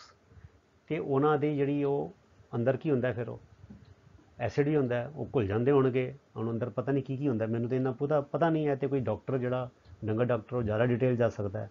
ਪਰ ਜਿਹੜੇ ਉਹ ਢਿੱਡ ਵਿੱਚ ਵੀ ਚਲੇ ਜਾਂਦੇ ਨੇ, ਤੇ ਸਾਰਾ ਪਲਾਸਟਿਕ ਉਹਨਾਂ ਦੇ ਢਿੱਡ ਵਿੱਚ ਚਿੰਬੜ ਜਾਂਦਾ ਹੈ, ਤੇ ਉਹਦੇ ਨਾਲ ਵੀ ਉਹਨਾਂ ਦਾ ਸਿਸਟਮ ਖਰਾਬ ਹੋ ਜਾਂਦਾ ਹੈ। And it can B fatal ਮੈਨੇ ਜਾਨਲੇਵਾ। ਤੇ ਇਸ ਤਰ੍ਹਾਂ ਬੜੇ ਸਾਰੇ ਜਾਨਵਰ ਬੇਦੋਸ਼ੇ ਜਿਹੜੇ ਨੇ ਬੱਚਿਓ, ਆਪਣੀ ਮੌਤ ਤੋਂ ਪਹਿਲੇ ਮਾਰੇ ਜਾਂਦੇ ਨੇ। ਤੇ ਇਹ ਸਾਰਿਆਂ ਦਾ ਜ਼ਿੰਮੇਵਾਰ ਕੌਣ ਹੁੰਦਾ ਬੱਚਿਓ, ਅਸੀਂ ਹੀ ਉਹਨਾਂ ਵਿਚਾਰੇ ਬੇਜਾਨ ਜਾਨਵਰਾਂ ਦੀ ਮੌਤ ਦਾ ਸਬਬ ਬਣਦੇ ਹਾਂ। ਕਿਉਂ? ਕਿਉਂਕਿ ਅਸੀਂ ਪੋਲੀਥੀਨ ਬੈਗ ਦੇ ਛੱਡ ਦਿੰਦੇ ਹਾਂ, ਰੈਪਰ ਦੇ ਛੱਡ ਦਿੰਦੇ ਹਾਂ। ਸੋ ਪਿਆਰੇ ਬੱਚਿਓ, ਅਸੀਂ ਇਹ ਸਬਕ ਪੜ੍ਹ ਕੇ, ਇਹ ਸਿਰਫ ਤੁਸੀਂ ਇਹ ਨਾ ਸੋਚੋ ਕਿ 8ਵੀਂ ਸਾਇੰਸ ਦੀ ਪੜ੍ਹਦੇ ਪਏ ਹਾਂ ਤੇ ਅਸੀਂ ਲੈਸਨ ਇਸ ਕਰਕੇ ਪੜ੍ਹਨਾ ਹੈ ਕਿ ਪੇਪਰ ਹੈਗੇ ਨੇ। ਇਹਨਾਂ 'ਚੋਂ ਅਸੀਂ ਕੁਝ ਗੱਲਾਂ ਸਿੱਖਣੀਆਂ ਵੀ ਨੇ, ਤੇ ਆਪਣੇ ਜੀਵਨ ਵਿੱਚ ਇਹਨਾਂ ਨੂੰ ਕਮਾਉਣਾ ਵੀ ਹੈ। ਸੋ ਬੱਚਿਓ, ਤੁਸੀਂ ਇਸ ਗੱਲ ਦਾ ਪੂਰਾ ਖਿਆਲ ਰੱਖਣਾ। ਮੈਂ ਬੜੇ ਜ਼ੋਰ ਦੇ ਕੇ ਕਹਿ ਰਿਹਾ ਵੀ ਤੁਸੀਂ ਪੋਲੀਥੀਨ ਦੇ ਬੈਗ ਤੇ ਰੈਪਰ ਇੱਧਰ ਉੱਧਰ ਕਦੀ ਵੀ ਨਹੀਂ ਸਿੱਟਣੇ। ਉਹ ਨਾਲੀਆਂ 'ਚ ਜਾਂਦੇ ਨੇ, ਅਸੀਂ ਸਾਰੇ ਬਿਮਾਰ ਹੁੰਦੇ ਹਾਂ। ਉਹ ਫਿਰ ਗਾਰਬੇਜ ਦੀ ਢੇਰੀਆਂ 'ਚ ਜਾਂਦੇ ਨੇ, ਉੱਥੇ ਜਾਨਵਰ ਖਾਂਦੇ ਨੇ, ਉਹਨਾਂ ਦੀ ਸਾਹ ਰੁਕ ਜਾਂਦਾ ਹੈ। ਸਾਹ ਨਹੀਂ ਰੁਕਦਾ ਤੇ ਢਿੱਡ 'ਚ ਜਾ ਕੇ ਲਾਈਨਿੰਗ ਬਣ ਜਾਂਦੀ ਹੈ, ਤੇ ਫਿਰ ਵੀ ਉਹ ਜਿਹੜੇ ਜਾਨਵਰ ਨੇ ਬਾਅਦ 'ਚੋਂ ਮਰ ਜਾਂਦੇ ਨੇ, ਤੇ ਬੜੇ ਵਿਚਾਰੇ ਦੁਖੀ ਹੋ ਕੇ ਪੀੜਾ ਵਿੱਚ ਮਰਦੇ ਨੇ। ਤੇ ਸਾਰਿਆਂ ਦੇ ਜਿਹੜੀ ਉਹਨਾਂ ਦੀ ਦੁੱਖ ਹੈ, ਉਹਨਾਂ ਦੀ ਪੀੜਾ ਦੇ ਭਾਗੀਦਾਰ ਅਸੀਂ ਬਣਦੇ ਹਾਂ। ਸੋ ਸਾਨੂੰ ਇਹੋ ਜਿਹੀ ਜਿਹੜੀ ਹੈ ਅਣਗਹਿਲੀ ਹੈ, ਇਹੋ ਜਿਹੇ ਕੰਮ ਤੋਂ ਸਾਨੂੰ ਬਚਣਾ ਚਾਹੀਦਾ ਹੈ।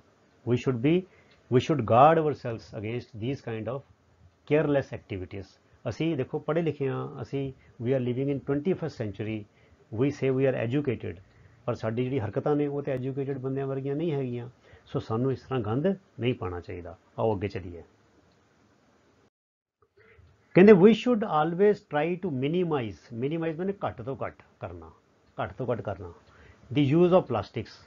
ਕਹਿੰਦੇ ਸਾਨੂੰ ਚਾਹੀਦਾ ਹੈ ਕਿ ਅਸੀਂ ਪਲਾਸਟਿਕ ਦੀ ਵਰਤੋਂ ਘੱਟ ਤੋਂ ਘੱਟ ਕਰੀਏ, ਐਵੇਂ ਅੰਨ੍ਹੇਵਾਹ ਨਾ ਕਰੀਏ, ਘੱਟ ਤੋਂ ਘੱਟ ਕਰੀਏ। And prefer the use of cotton ਔਰ ਜੂਟ ਬੈਗਸ। ਤੇ ਸਾਨੂੰ ਚਾਹੀਦਾ ਕਿ ਘਰ ਵਿੱਚ ਜਿਹੜੇ ਪੁਰਾਣੀਆਂ ਪੈਂਟਾਂ, ਪੁਰਾਣੇ ਸਰਾਣੇ ਦੇ ਗਲਾਫ, ਉਹਨਾਂ ਦੇ ਸਾਨੂੰ ਝੋਲੇ ਬਣਾਉਣੇ ਚਾਹੀਦੇ ਨੇ। ਤੇ ਜੂਟ ਬੈਗਸ, ਜਿਹੜੀ ਬੋਰੀਆਂ ਬਣੀਆਂ ਹੁੰਦੀਆਂ, ਉਹਦੇ ਬੈਗ ਜਿਹੜੇ ਨੇ, ਹੈ ਨਾ, ਉਹ ਸਾਨੂੰ ਲੈਣੇ ਚਾਹੀਦੇ ਨੇ ਫॉर ਗੋਇੰਗ ਸ਼ਾਪਿੰਗ। ਜਦੋਂ ਸ਼ਾਪਿੰਗ ਲਈ ਜਾਈਏ ਤੇ ਘਰੋਂ ਦੀ ਝੋਲੇ ਲੈ ਕੇ ਜਾਈਏ, ਤੇ ਜਿੱਲੇ ਉਹ ਬੰਦਾ ਸਾਨੂੰ ਲਿਫਾਫੇ 'ਚ ਪਾ ਕੇ ਦੇਵੇ, ਪੋਲੀਥੀਨ 'ਚ ਕਹੋ ਭਾਈ ਸਾਨੂੰ ਇਹ ਤੁਹਾਡਾ ਲਿਫਾਫਾ ਨਹੀਂ ਚਾਹੀਦਾ, ਅਸੀਂ ਆਪਣੇ ਘਰ ਤੋਂ ਝੋਲੇ ਲਿਆਂਦੇ ਹੋਏ ਨੇ, ਸਾਨੂੰ ਸਾਡੇ ਗੰਢੇ ਇਹ 'ਚ ਪਾ ਦੇ। ਠੀਕ ਹੈ, ਮੈਂ ਤੇ ਬੱਚੇ ਇਸ ਤਰ੍ਹਾਂ ਹੀ ਕਰਦਾ, ਮੈਂ ਘਰ 'ਚ ਝੋਲੇ ਰੱਖੇ ਹੋਏ ਨੇ। ਮੈਂ ਬਿਲਕੁਲ ਕਹਿ ਰਿਹਾ, ਮੈਂ ਤੇ ਇਸ ਚੀਜ਼ ਨੂੰ ਅਪਲਾਈ ਕੀਤਾ ਹੋਇਆ। ਨਾਲੇ ਅਸੀਂ ਸਾਡੇ ਸ਼ਿਪ ਵਿੱਚ ਤੇ ਪਲਾਸਟਿਕ ਪਾਣੀ ਵਿੱਚ ਸਿੱਟਣਾ ਬੜਾ ਵੱਡਾ ਫਾਈਨ ਹੈ, ਤਗੜਾ ਫਾਈਨ ਹੈ, ਬਹੁਤ ਜ਼ਬਰਦਸਤ। ਅਸੀਂ ਸਮੁੰਦਰ ਦੇ ਕਿਸੇ ਵੀ ਹਿੱਸੇ ਵਿੱਚ ਪਲਾਸਟਿਕ ਦੀ ਇੱਕ ਛੋਟੀ ਜਿਹੀ ਚੀਜ਼ ਵੀ ਨਹੀਂ ਸਿੱਟ ਸਕਦੇ, ਤੇ ਉਹਨਾਂ ਨੂੰ ਪਤਾ ਲੱਗ ਜਾਂਦਾ ਸੈਟੇਲਾਈਟ ਰਾਹੀਂ, ਤੇ ਫੜ ਲੈਂਦੇ ਨੇ, ਤੇ ਬੜਾ ਤਗੜਾ ਫਾਈਨ ਹੈ। ਠੀਕ ਹੈ, ਸੋ ਅਸੀਂ ਤੇ ਇੱਦਾਂ ਨਹੀਂ ਕਰਦੇ, ਔਰ ਮੈਂ ਕਹਿੰਦਾ ਸਾਨੂੰ ਵੀ ਨਹੀਂ ਕਰਨਾ ਚਾਹੀਦਾ। ਮੈਂ ਤੇ ਘਰੋਂ ਦੀ ਘਰ 'ਚ 4 5 6 ਝੋਲੇ ਰੱਖੇ ਹੋਏ ਨੇ, ਜਿੰਨਾ ਕੁ ਸਮਾਨ ਚਾਹੀਦਾ ਛੋਟੇ ਵੱਡੇ ਦੇ ਹਿਸਾਬ ਨਾਲ ਮੈਂ ਉਹ ਝੋਲੇ ਲੈ ਕੇ ਜਾਂਦਾ ਅਤੇ ਫਿਰ ਉਹਦੇ ਵਿੱਚ ਹੀ ਮੈਂ ਸਮਾਨ ਸਾਰਾ ਲੈ ਕੇ ਆਉਣਾ। ਠੀਕ ਹੈ। ਕਹਿੰਦੇ most of the thermoplastics can be recycled. ਜਿਹੜੇ ਥਰਮੋਪਲਾਸਟਿਕ ਨੇ ਜਿਨ੍ਹਾਂ ਨੂੰ ਗਰਮ ਕਰਕੇ ਮੈਲਟ ਕੀਤਾ ਜਾ ਸਕਦਾ ਹੈ ਅਤੇ ਰੀਸ਼ੇਪ ਕੀਤਾ ਜਾ ਸਕਦਾ, ਉਹਨੂੰ ਰੀਸਾਈਕਲ ਕੀਤਾ ਜਾ ਸਕਦਾ। We should make a habit of recycling such plastic. ਸਾਨੂੰ ਕੋਸ਼ਿਸ਼ ਕਰਨੀ ਚਾਹੀਦੀ ਹੈ ਕਿ ਇਹੋ ਜਿਹੇ ਪਲਾਸਟਿਕ ਨੂੰ ਵੱਖਰਾ ਕਰਕੇ ਕਬਾੜੀ ਨੂੰ ਵੇਚ ਦਈਏ, ਉਹਦੀ ਰੋਜੀ ਰੋਟੀ ਵੀ ਬਣ ਜਾਏਗੀ ਹੈ ਨਾ, ਅਤੇ ਸਾਨੂੰ ਵੀ ਕੁਝ ਪੈਸੇ ਵੱਟੇ ਜਾਣਗੇ ਅਤੇ ਉਹ ਚੀਜ਼ ਰੀਸਾਈਕਲ ਵੀ ਹੋ ਜਾਏਗੀ। ਠੀਕ ਹੈ। However during recycling certain colouring agents are added. ਪਰ ਇਸ ਗੱਲ ਦਾ ਖਿਆਲ ਰੱਖਣਾ ਚਾਹੀਦਾ ਹੈ ਜਦੋਂ ਪਲਾਸਟਿਕ ਨੂੰ ਰੀਸਾਈਕਲ ਕੀਤਾ ਜਾਂਦਾ ਹੈ ਅਤੇ ਉਹਦੇ ਵਿੱਚ ਕੁਝ ਰੰਗ ਦੇ ਕੈਮੀਕਲਸ ਪਾਏ ਜਾਂਦੇ ਨੇ। ਇਸ ਕਰਕੇ ਕੀ ਕਰਨਾ ਚਾਹੀਦਾ ਹੈ, so the containers made from recycled plastic should not be used for storage of food. ਇਸ ਕਰਕੇ ਸਾਨੂੰ ਇਹ ਗੱਲ ਦਾ ਖਿਆਲ ਰੱਖਣਾ ਚਾਹੀਦਾ ਹੈ ਕਿ ਜਿਹੜੇ ਪਲਾਸਟਿਕ ਦੇ ਕੰਟੇਨਰ, ਜਿਹੜੇ ਪਲਾਸਟਿਕ ਦੇ ਡੱਬੇ ਰੀਸਾਈਕਲਡ ਪਲਾਸਟਿਕ ਤੋਂ ਬਣੇ ਨੇ, ਉਹਨਾਂ ਵਿੱਚ ਖਾਣ ਪੀਣ ਦੀ ਚੀਜ਼ ਨਹੀਂ ਰੱਖਣੀ ਚਾਹੀਦੀ। ਬਸ ਇਹ ਗੱਲ ਦਾ ਖਿਆਲ ਰੱਖਣਾ। ਠੀਕ ਹੈ। ਇਹ ਬੜੀ ਜ਼ਰੂਰੀ ਗੱਲ ਹੈ। ਜਦੋਂ ਅਸੀਂ ਖਾਣ ਪੀਣ ਦਾ ਸਮਾਨ ਰੱਖਣ ਲਈ ਪਲਾਸਟਿਕ ਦੇ ਡੱਬੇ ਖਰੀਦੀਏ ਫਿਰ ਸਾਨੂੰ ਸਰਫਾ ਨਹੀਂ ਕਰਨਾ ਚਾਹੀਦਾ। ਫਿਰ ਸਾਨੂੰ ਪ੍ਰੋਪਰ ਕੰਪਨੀ ਦੇ, ਜਿਹੜੀ ਚੰਗੀ ਕੰਪਨੀ ਹੋਵੇ ਅਤੇ ਉੱਤੇ ਲਿਖਿਆ ਹੁੰਦਾ ਸਾਰਾ ਵੀ ਇਹ ਰੀਸਾਈਕਲਡ ਪਲਾਸਟਿਕ ਹੈਗਾ ਜਾਂ ਨਹੀਂ ਹੈਗਾ। ਫਿਰ ਅਸੀਂ ਲੋਕਲ ਬਾਜ਼ਾਰ ਜਿਹੜੇ ਸੜਕਾਂ 'ਤੇ ਲੱਗਦੇ ਨੇ ਬਾਜ਼ਾਰ ਸਸਤੇ ਵਾਲੇ, ਉਹਨਾਂ ਤੋਂ ਓਵਲੇ ਭਾਂਡੇ, ਓਵਲੇ ਪਲਾਸਟਿਕ ਦੇ ਡੱਬੇ ਨਹੀਂ ਲੈਣੇ ਚਾਹੀਦੇ ਅਤੇ ਉਹਨਾਂ 'ਚ ਖਾਣ ਪੀਣ ਦਾ ਸਮਾਨ ਨਹੀਂ ਪਾਉਣਾ ਚਾਹੀਦਾ। ਬਾਕੀ ਕੰਮ ਲਈ ਵਰਤਿਆ ਜਾ ਸਕਦਾ ਹੈ, ਮੱਗ ਲਈ, ਬਾਲਟੀ ਲਈ, ਇਹਨਾਂ ਚੀਜ਼ਾਂ ਲਈ ਵਰਤ ਸਕਦੇ ਹਾਂ, ਪਰ ਅਸੀਂ ਉਹਨਾਂ 'ਚ ਖਾਣ ਪੀਣ ਦੀ ਚੀਜ਼ ਸਾਨੂੰ ਨਹੀਂ ਪਾਉਣੀ ਚਾਹੀਦੀ ਕਿਉਂਕਿ ਉਹ ਰੀਸਾਈਕਲ ਕਰਨ ਵੇਲੇ ਉਹਨਾਂ 'ਚ ਬੜੇ ਸਾਰੇ ਕੈਮੀਕਲਸ, ਰੰਗਦਾਰ ਕੈਮੀਕਲ ਜਿਹੜੇ ਨੇ ਉਹ ਪਾਏ ਜਾਂਦੇ ਨੇ। ਠੀਕ ਹੈ। So this is very important. ਆਓ ਅੱਗੇ ਚਲੀਏ। We should develop environment friendly habits. ਸਾਨੂੰ ਆਪਣੇ ਵਾਤਾਵਰਣ ਨੂੰ ਸ਼ੁੱਧ ਰੱਖਣ ਵਾਲੀਆਂ ਆਦਤਾਂ ਪਾਉਣੀਆਂ ਚਾਹੀਦੀਆਂ ਹਨ। ਅਤੇ ਇਹਦਾ ਤਰੀਕਾ ਕੀ ਹੈ, the 5R principle can be adopted as a token of responsibility towards our society. ਸਾਡੇ ਸਮਾਜ ਦੇ ਪ੍ਰਤੀ ਸਾਡੀ ਜੋ ਜ਼ਿੰਮੇਵਾਰੀ ਬਣਦੀ ਹੈ ਉਹਦੇ ਪ੍ਰਤੀਕ ਵਜੋਂ, ਟੋਕਨ ਮੈਨੇ ਪ੍ਰਤੀਕ, ਉਹਦੇ ਪ੍ਰਤੀਕ ਵਜੋਂ ਸਾਨੂੰ 5R ਦਾ ਸਿਧਾਂਤ ਅਪਣਾਉਣਾ ਚਾਹੀਦਾ। ਅਡੋਪਟ ਮੈਨੇ ਅਪਣਾਉਣਾ ਚਾਹੀਦਾ, ਅਡੋਪਟ ਮੈਨੇ ਅਪਣਾਉਣਾ। 5R ਪ੍ਰਿੰਸੀਪਲ ਸਿਧਾਂਤ ਅਪਣਾਉਣਾ ਚਾਹੀਦਾ ਹੈ। Should be adopted, can be adopted as a token, ਪ੍ਰਤੀਕ ਵਜੋਂ, ਰਿਸਪੋਂਸਿਬਿਲਿਟੀ ਸਾਡੀ ਜ਼ਿੰਮੇਵਾਰੀ ਟੂਵਰਡਸ ਅਵਰ ਸੋਸਾਇਟੀ। ਉਹ 5R ਕਿਹੜੇ ਨੇ? 5R ਨੇ ਰਿਡਿਊਸ ਘਟਾਉਣਾ, ਰੀਯੂਜ਼ ਮੁੜ ਵਰਤੋਂ, ਰੀਸਾਈਕਲ ਮੁੜ ਕੇ ਪਿੰਗਾਲ ਕੇ ਫਿਰ ਚੀਜ਼ ਬਣਾਉਣਾ, ਰਿਕਵਰ ਮੀਨਸ ਉਹਨੂੰ ਕਿਸੇ ਹੋਰ ਕੰਮ ਲਈ ਵਰਤਣਾ, ਅਤੇ ਰਿਫਿਊਜ਼ ਮੈਨੇ ਮਨਾ ਕਰਨਾ। ਠੀਕ ਹੈ। ਆਓ ਦੇਖੀਏ ਹੁਣ ਇਹਨਾਂ ਦਾ ਸੰਖੇਪ ਦੇ ਵਿੱਚ ਕੀ ਮਤਲਬ ਹੈਗਾ। ਪਹਿਲਾ ਹੈਗਾ ਰਿਡਿਊਸ। ਰਿਡਿਊਸ ਦਾ ਉਹਨੇ ਘਟਾਉਣਾ। We should reduce wastage by reducing unnecessary shopping and using products wisely. ਸਾਨੂੰ ਇਹ ਕਰਨਾ ਚਾਹੀਦਾ ਬੱਚਿਓ ਕਿ ਸਾਨੂੰ ਬੇਲੋੜੀ ਸ਼ਾਪਿੰਗ ਨਹੀਂ ਕਰਨੀ ਚਾਹੀਦੀ। ਇੱਕ ਤਾਂ ਘਰ ਦੇ ਵਿੱਚ ਕਬਾੜ ਇਕੱਠਾ ਨਹੀਂ ਹੋਏਗਾ ਅਤੇ ਸਾਡੇ ਪੈਸੇ ਵੀ ਬਚਣਗੇ, ਅਤੇ ਜਿਹੜਾ ਅਸੀਂ ਸਮਾਂ ਸ਼ਾਪਿੰਗ ਕਰਨ ਲੱਗੇ ਗੁਜ਼ਾਰਦੇ ਹਾਂ ਸਾਡਾ ਸਮਾਂ ਵੀ ਬਚੇਗਾ। ਉਹ ਸਾਰਥਕ ਸਮਾਂ ਸਾਨੂੰ ਕਿਤਾਬਾਂ ਪੜ੍ਹਨ ਲਈ ਜਾਂ ਆਪਣੇ ਘਰ ਦੇ ਕੰਮ ਲਈ ਵਰਤਣਾ ਚਾਹੀਦਾ। ਸੋ ਸਾਨੂੰ ਬੇਲੋੜੀ ਸ਼ਾਪਿੰਗ ਨਹੀਂ ਕਰਨੀ ਚਾਹੀਦੀ ਅਤੇ ਸ਼ਾਪਿੰਗ ਵੀ ਵਾਈਜ਼ਲੀ, ਸਿਆਣਪ ਨਾਲ ਕਰਨੀ ਚਾਹੀਦੀ ਹੈ। ਵਾਈਜ਼ਲੀ ਸਾਨੂੰ ਦੇਖਣਾ ਚਾਹੀਦਾ ਹੈ ਵੀ ਇਹ ਪਲਾਸਟਿਕ ਦੇ ਬਦਲ ਵਜੋਂ ਕੋਈ ਦੂਜੀ ਬਹੁਤ ਮਹਿੰਗੀ ਚੀਜ਼ ਤਾਂ ਨਹੀਂ ਹੈਗੀ ਕਿ ਉਹਨੂੰ ਵਰਤਿਆ ਜਾ ਸਕਦਾ ਹੈ। ਇੱਕ ਉਦਾਹਰਨ ਦਿੰਦੇ ਹਾਂ, steel lunch box can be used instead of plastic one. ਜੇ ਅਸੀਂ ਆਫਿਸ ਜਾਂਦੇ ਹਾਂ ਅਤੇ ਆਫਿਸ ਵਿੱਚ ਅਸੀਂ ਲੰਚ ਲੈ ਕੇ ਜਾਂਦੇ ਹਾਂ, ਖਾਣਾ ਲੈ ਕੇ ਜਾਂਦੇ ਹਾਂ, ਅਤੇ ਖਾਣੇ ਦੇ ਪਲਾਸਟਿਕ ਦੇ ਡੱਬੇ ਵੀ ਆਉਂਦੇ ਨੇ ਲੰਚ ਬਾਕਸ, ਅਤੇ ਸਟੀਲ ਦੇ ਵੀ ਆਉਂਦੇ ਨੇ, ਅਤੇ ਅਸੀਂ ਇਹ ਕਰ ਸਕਦੇ ਹਾਂ ਕਿ ਅਸੀਂ ਪਲਾਸਟਿਕ ਦੀ ਜਗ੍ਹਾ ਸਟੀਲ ਦਾ ਲੰਚ ਬਾਕਸ ਲੈ ਲਈਏ, because steel is more environment friendly than plastic. ठीक है ना। सो ਅੱਗੇ ਚਲੀਏ। We should also try to reduce the consumption of water and electricity. ਅਤੇ ਸਾਨੂੰ ਇਹ ਵੀ ਖਿਆਲ ਰੱਖਣਾ ਚਾਹੀਦਾ ਹੈ ਕਿ ਆਪਣੇ ਘਰਾਂ ਵਿੱਚ ਪਾਣੀ ਦੀ ਅਤੇ ਬਿਜਲੀ ਦੀ ਵਰਤੋਂ ਬੜੇ ਧਿਆਨ ਨਾਲ ਕਰੀਏ। ਇਹ 'ਚ ਵੀ ਸਾਡਾ ਪਾਣੀ ਦਾ ਬਿੱਲ ਵੀ ਘਟੇਗਾ ਅਤੇ ਸਾਡੀ ਬਿਜਲੀ ਦਾ ਬਿੱਲ ਵੀ ਘਟੇਗਾ ਅਤੇ ਸਾਡੇ ਪੈਸੇ ਵੀ ਬਚਣਗੇ ਅਤੇ ਵਾਤਾਵਰਨ ਜਿਹੜਾ ਕਿ ਜ਼ਿਆਦਾ ਪਾਣੀ ਵਰਤਣ ਨਾਲ, ਜ਼ਿਆਦਾ ਬਿਜਲੀ ਵਰਤਣ ਨਾਲ ਪ੍ਰਦੂਸ਼ਿਤ ਹੁੰਦਾ ਹੈ, ਉਹ ਵੀ ਠੀਕ ਹੋਏਗਾ। ਆਓ ਅਗਲੇ ਪੁਆਇੰਟ ਵੱਲ ਵਧੀਏ। ਰੀਯੂਜ਼ ਮੁੜ ਕੇ ਵਰਤੋ।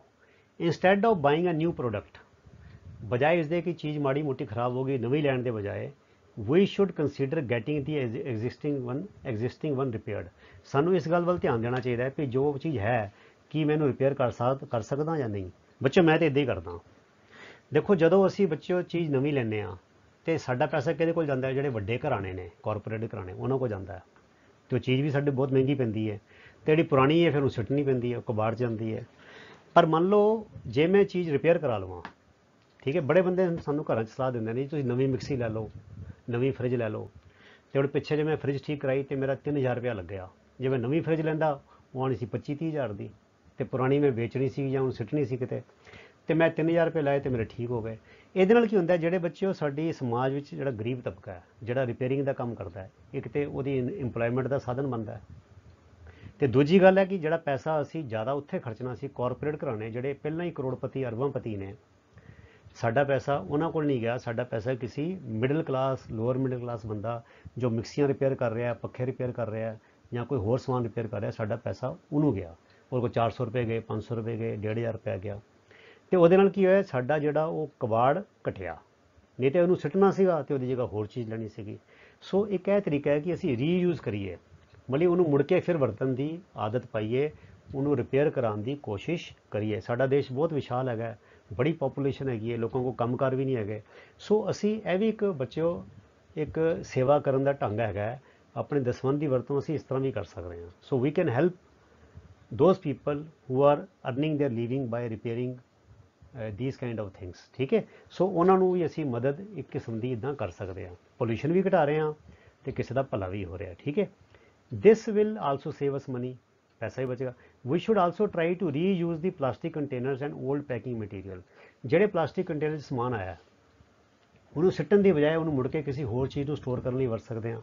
ਜਿਹੜੀ ਚੀਜ਼ ਪੈਕਿੰਗ ਲਈ ਵਰਤੀ ਗਈ ਸੀ, ਹੁਣ ਜਿੱਦਾਂ ਮੈਂ ਬੱਬਲ ਰੈਪ ਹੁੰਦੀ ਹੈ, ਬੱਬਲ ਰੈਪ ਜਾਂ ਪਲਾਸਟਿਕ ਦੇ ਵੱਡੇ ਵੱਡੇ ਲਿਫਾਫੇ ਕੋਈ ਸਮਾਨ ਖਰੀਦੀ ਹੈ, ਮੈਂ ਇਹਨਾਂ ਨੂੰ ਸਿੱਟਦਾ ਨਹੀਂ ਹੈਗਾ, ਮੈਂ ਇਹਨਾਂ ਨੂੰ ਘਰ ਰੱਖ ਲੈਣਾ ਸਾਂਭ ਕੇ, ਤੇ ਫਿਰ ਮੈਂ ਜਿਹੜੇ ਬੱਬਲ ਰੈਪ ਜਿਹੜਾ ਮੇਰਾ ਕਿਸੇ ਹੋਰ ਕੰਮ ਲਈ ਆ ਜਾਂਦਾ ਹੈ, ਜਾਂ ਜਿਹੜੇ ਪਲਾਸਟਿਕ ਦੇ ਲਿਫਾਫੇ ਨੇ ਵੱਡੇ, ਜਿਹੜੇ ਮੋਟਾ ਪਲਾਸਟਿਕ ਹੁੰਦਾ ਉਹ 'ਚ ਮੈਂ ਫਿਰ ਕੋਈ ਹੋਰ ਚੀਜ਼ਾਂ ਪਾ ਲੈਂਦਾ, ਸੋ ਮੈਂ ਸਿੱਟਦਾ ਨਹੀਂ ਹੈਗਾ। ਸੋ ਇਹ ਚੀਜ਼ਾਂ ਨੂੰ ਤੁਸੀਂ ਰੀਯੂਜ਼ ਕਰ ਸਕਦੇ ਹੋ, ਮੁੜ ਕੇ ਹੋਰ ਕੰਮ ਲਈ ਵਰਤ ਸਕਦੇ ਹੋ, ਠੀਕ ਹੈ। If we have something extra we can share the needy people. ਜੇ ਤੁਹਾਨੂੰ ਲੱਗਦਾ ਕਿ ਸਾਡੇ ਕੋਲ ਕੋਈ ਵਧੀਆ ਚੀਜ਼ ਹੈਗੀ ਹੈ, ਨਵੀਂ ਚੀਜ਼ ਪੁਰਾਣੀ ਚੀਜ਼ ਹੋ ਗਈ ਹੈ ਤੇ ਮੈਂ ਨਵੀਂ ਲੈਣੀ ਹੈ, ਤੇ ਉਹ ਬਜਾਏ ਅਸੀਂ ਸਿੱਟਣ ਦੇ, ਅਸੀਂ ਪੁਰਾਣੀ ਕਿਸੇ ਲੋੜਵੰਦ, ਆਪਣਾ ਕੋਈ ਰਿਸ਼ਤੇਦਾਰ ਹੋ ਸਕਦਾ ਹੈ, ਸਾਡਾ ਕੋਈ ਜਾਣੂ ਹੋ ਸਕਦਾ ਹੈ, ਜਾਂ ਅਸੀਂ ਆਪਣੇ ਕਿਸੇ ਫੈਕਟਰੀ 'ਚ ਸਾਡਾ ਕੋਈ ਵਰਕਰ ਹੈਗਾ ਹੈ ਨਾ, ਅਸੀਂ ਉਹਨੂੰ ਪੁੱਛ ਸਕਦੇ ਹਾਂ ਵੀ ਤੈਨੂੰ ਤਾਂ ਨਹੀਂ ਚਾਹੀਦੀ, ਅਸੀਂ ਉਹਨੂੰ ਚੀਜ਼ ਫ੍ਰੀ ਦੇ ਸਕਦੇ ਹਾਂ, ਅਸੀਂ ਇਹ ਵੀ ਵੰਡ ਕੇ ਛਕਣਾ ਹੈ, ਠੀਕ ਹੈ। ਸੋ ਜਿਹੜੀ ਸਾਡੇ ਕੋਲ ਕੋਈ ਚੀਜ਼ ਐਕਸਟਰਾ ਪਈ ਹੈ, ਜਿਹੜੀ ਹੁਣ ਅਸੀਂ ਵਰਤ ਚੁੱਕੇ ਹਾਂ, ਜਾਂ ਸਾਨੂੰ ਲੱਗਦਾ ਵੀ ਹੁਣ ਇਹਦਾ ਮਾਡਲ ਉੱਤੇ ਆ ਗਿਆ ਤੇ ਮੈਨੂੰ ਉਹ ਚੀਜ਼ ਦੀ ਲੋੜ ਹੈਗੀ ਹੈ ਮੇਰੇ ਕੰਮ ਵਾਸਤੇ, ਜਿਹੜੀ ਪੁਰਾਣੀ ਚੀਜ਼ ਜਿਹੜੀ ਵਰਤੋਂ ਵਿੱਚ ਹੈਗੀ ਹੈ ਜਾਂ ਵਰਤੀ ਜਾ ਸਕਦੀ ਹੈ, ਉਹ ਅਸੀਂ ਕਿਸੇ ਲੋੜਵੰਦ ਨੂੰ ਵੀ ਦੇ ਸਕਦੇ ਹਾਂ, ਤਾਂ ਕਿ ਉਹ ਰੀਯੂਜ਼ ਹੋ ਜਾਏ। ਪਹਿਲਾਂ ਮੈਂ ਵਰਤ ਰਿਹਾ ਸੀ, ਉਹਨੂੰ ਹੁਣ ਕੋਈ ਹੋਰ ਵਰਤ ਲਏਗਾ, ਠੀਕ ਹੈ। ਅਗਲੀ ਗੱਲ ਆ ਗਈ recycle. Most of the thermoplastic can be recycled, ਇਹ ਗੱਲ ਪਹਿਲੇ ਹੀ ਹੋ ਚੁੱਕੀ ਹੈ। ਸੋ ਜਿਹੜਾ ਪਲਾਸਟਿਕ ਰੀਸਾਈਕਲ ਹੋ ਸਕਦਾ ਹੈ ਉਹਨੂੰ ਅਲੱਗ-ਅਲੱਗ ਕਰੀ ਜਾਓ, ਉਹਨੂੰ ਖਾਣ ਪੀਣ ਦੀ ਚੀਜ਼ਾਂ ਦੇ ਨਾਲ ਨਾ ਮਿਕਸ ਕਰੋ, ਤੇ ਜਿਹੜੇ ਕਬਾੜੀ ਹੈਗੇ ਨੇ ਉਹਨਾਂ ਨੂੰ ਅਸੀਂ ਵੇਚ ਸਕਦੇ ਹਾਂ।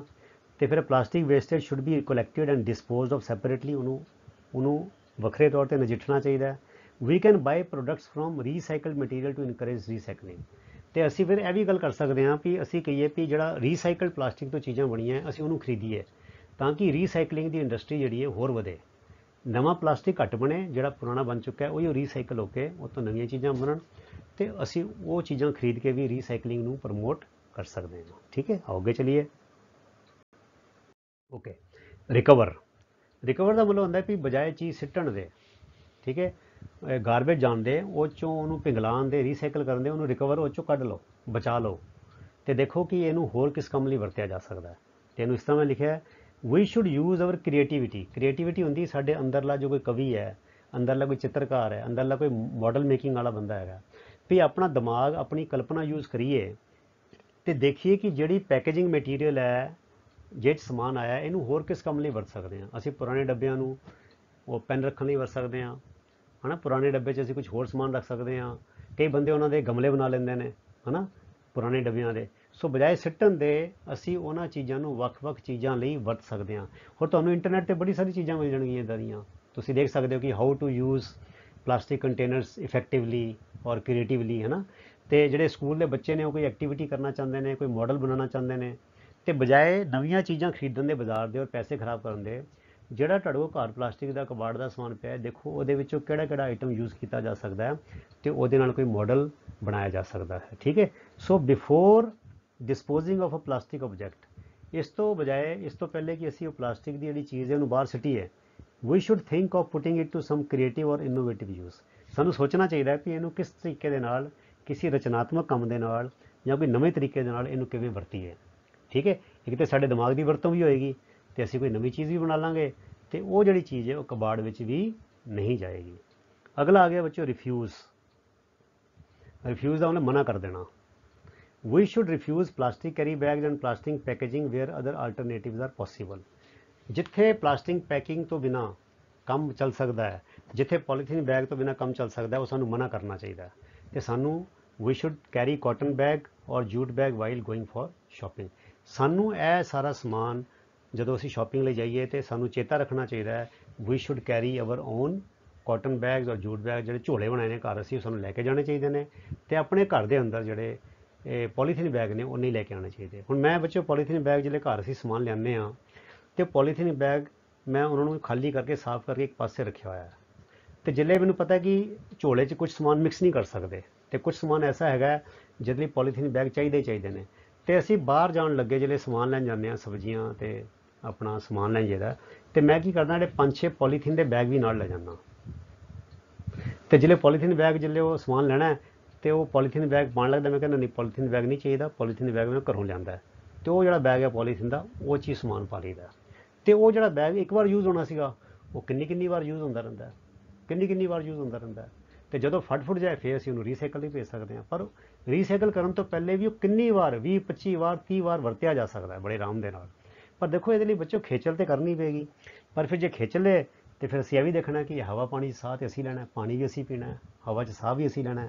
ਜੇ ਅਸੀਂ ਧਰਤੀ ਤੇ ਰਹਿਣਾ ਹੈ, ਧਰਤੀ ਤੇ ਮੌਜਾਂ ਮਾਣਨੀਆਂ ਹੈ, ਜੇ ਪਰਮਾਤਮਾ ਨੇ ਵਾਹਿਗੁਰੂ ਨੇ ਸਾਨੂੰ ਇੰਨਾ ਵਧੀਆ ਮਨੁੱਖਾ ਜੀਵਨ ਦਿੱਤਾ ਹੈ, ਤੇ ਮਨੁੱਖ ਦੇ ਤੌਰ ਤੇ ਸਾਡੀ ਵੀ ਤੇ ਜ਼ਿੰਮੇਵਾਰੀ ਬਣਦੀ ਹੈ। ਅਸੀਂ ਕਹਿੰਦੇ ਤੇ ਹਾਂ ਪਵਨ ਗੁਰੂ ਪਾਣੀ ਪਿਤਾ ਮਾਤਾ ਧਰਤ ਮਹਤ, ਤੇ ਪਾਣੀ ਵੀ ਗੰਦਾ ਕਰੀ ਜਾਂਦੇ ਹਾਂ, ਹਵਾ ਵੀ ਗੰਦੀ ਕਰੀ ਜਾਂਦੇ ਹਾਂ, ਧਰਤੀ ਵੀ ਗੰਦੀ ਕਰੀ ਜਾਂਦੇ ਹਾਂ।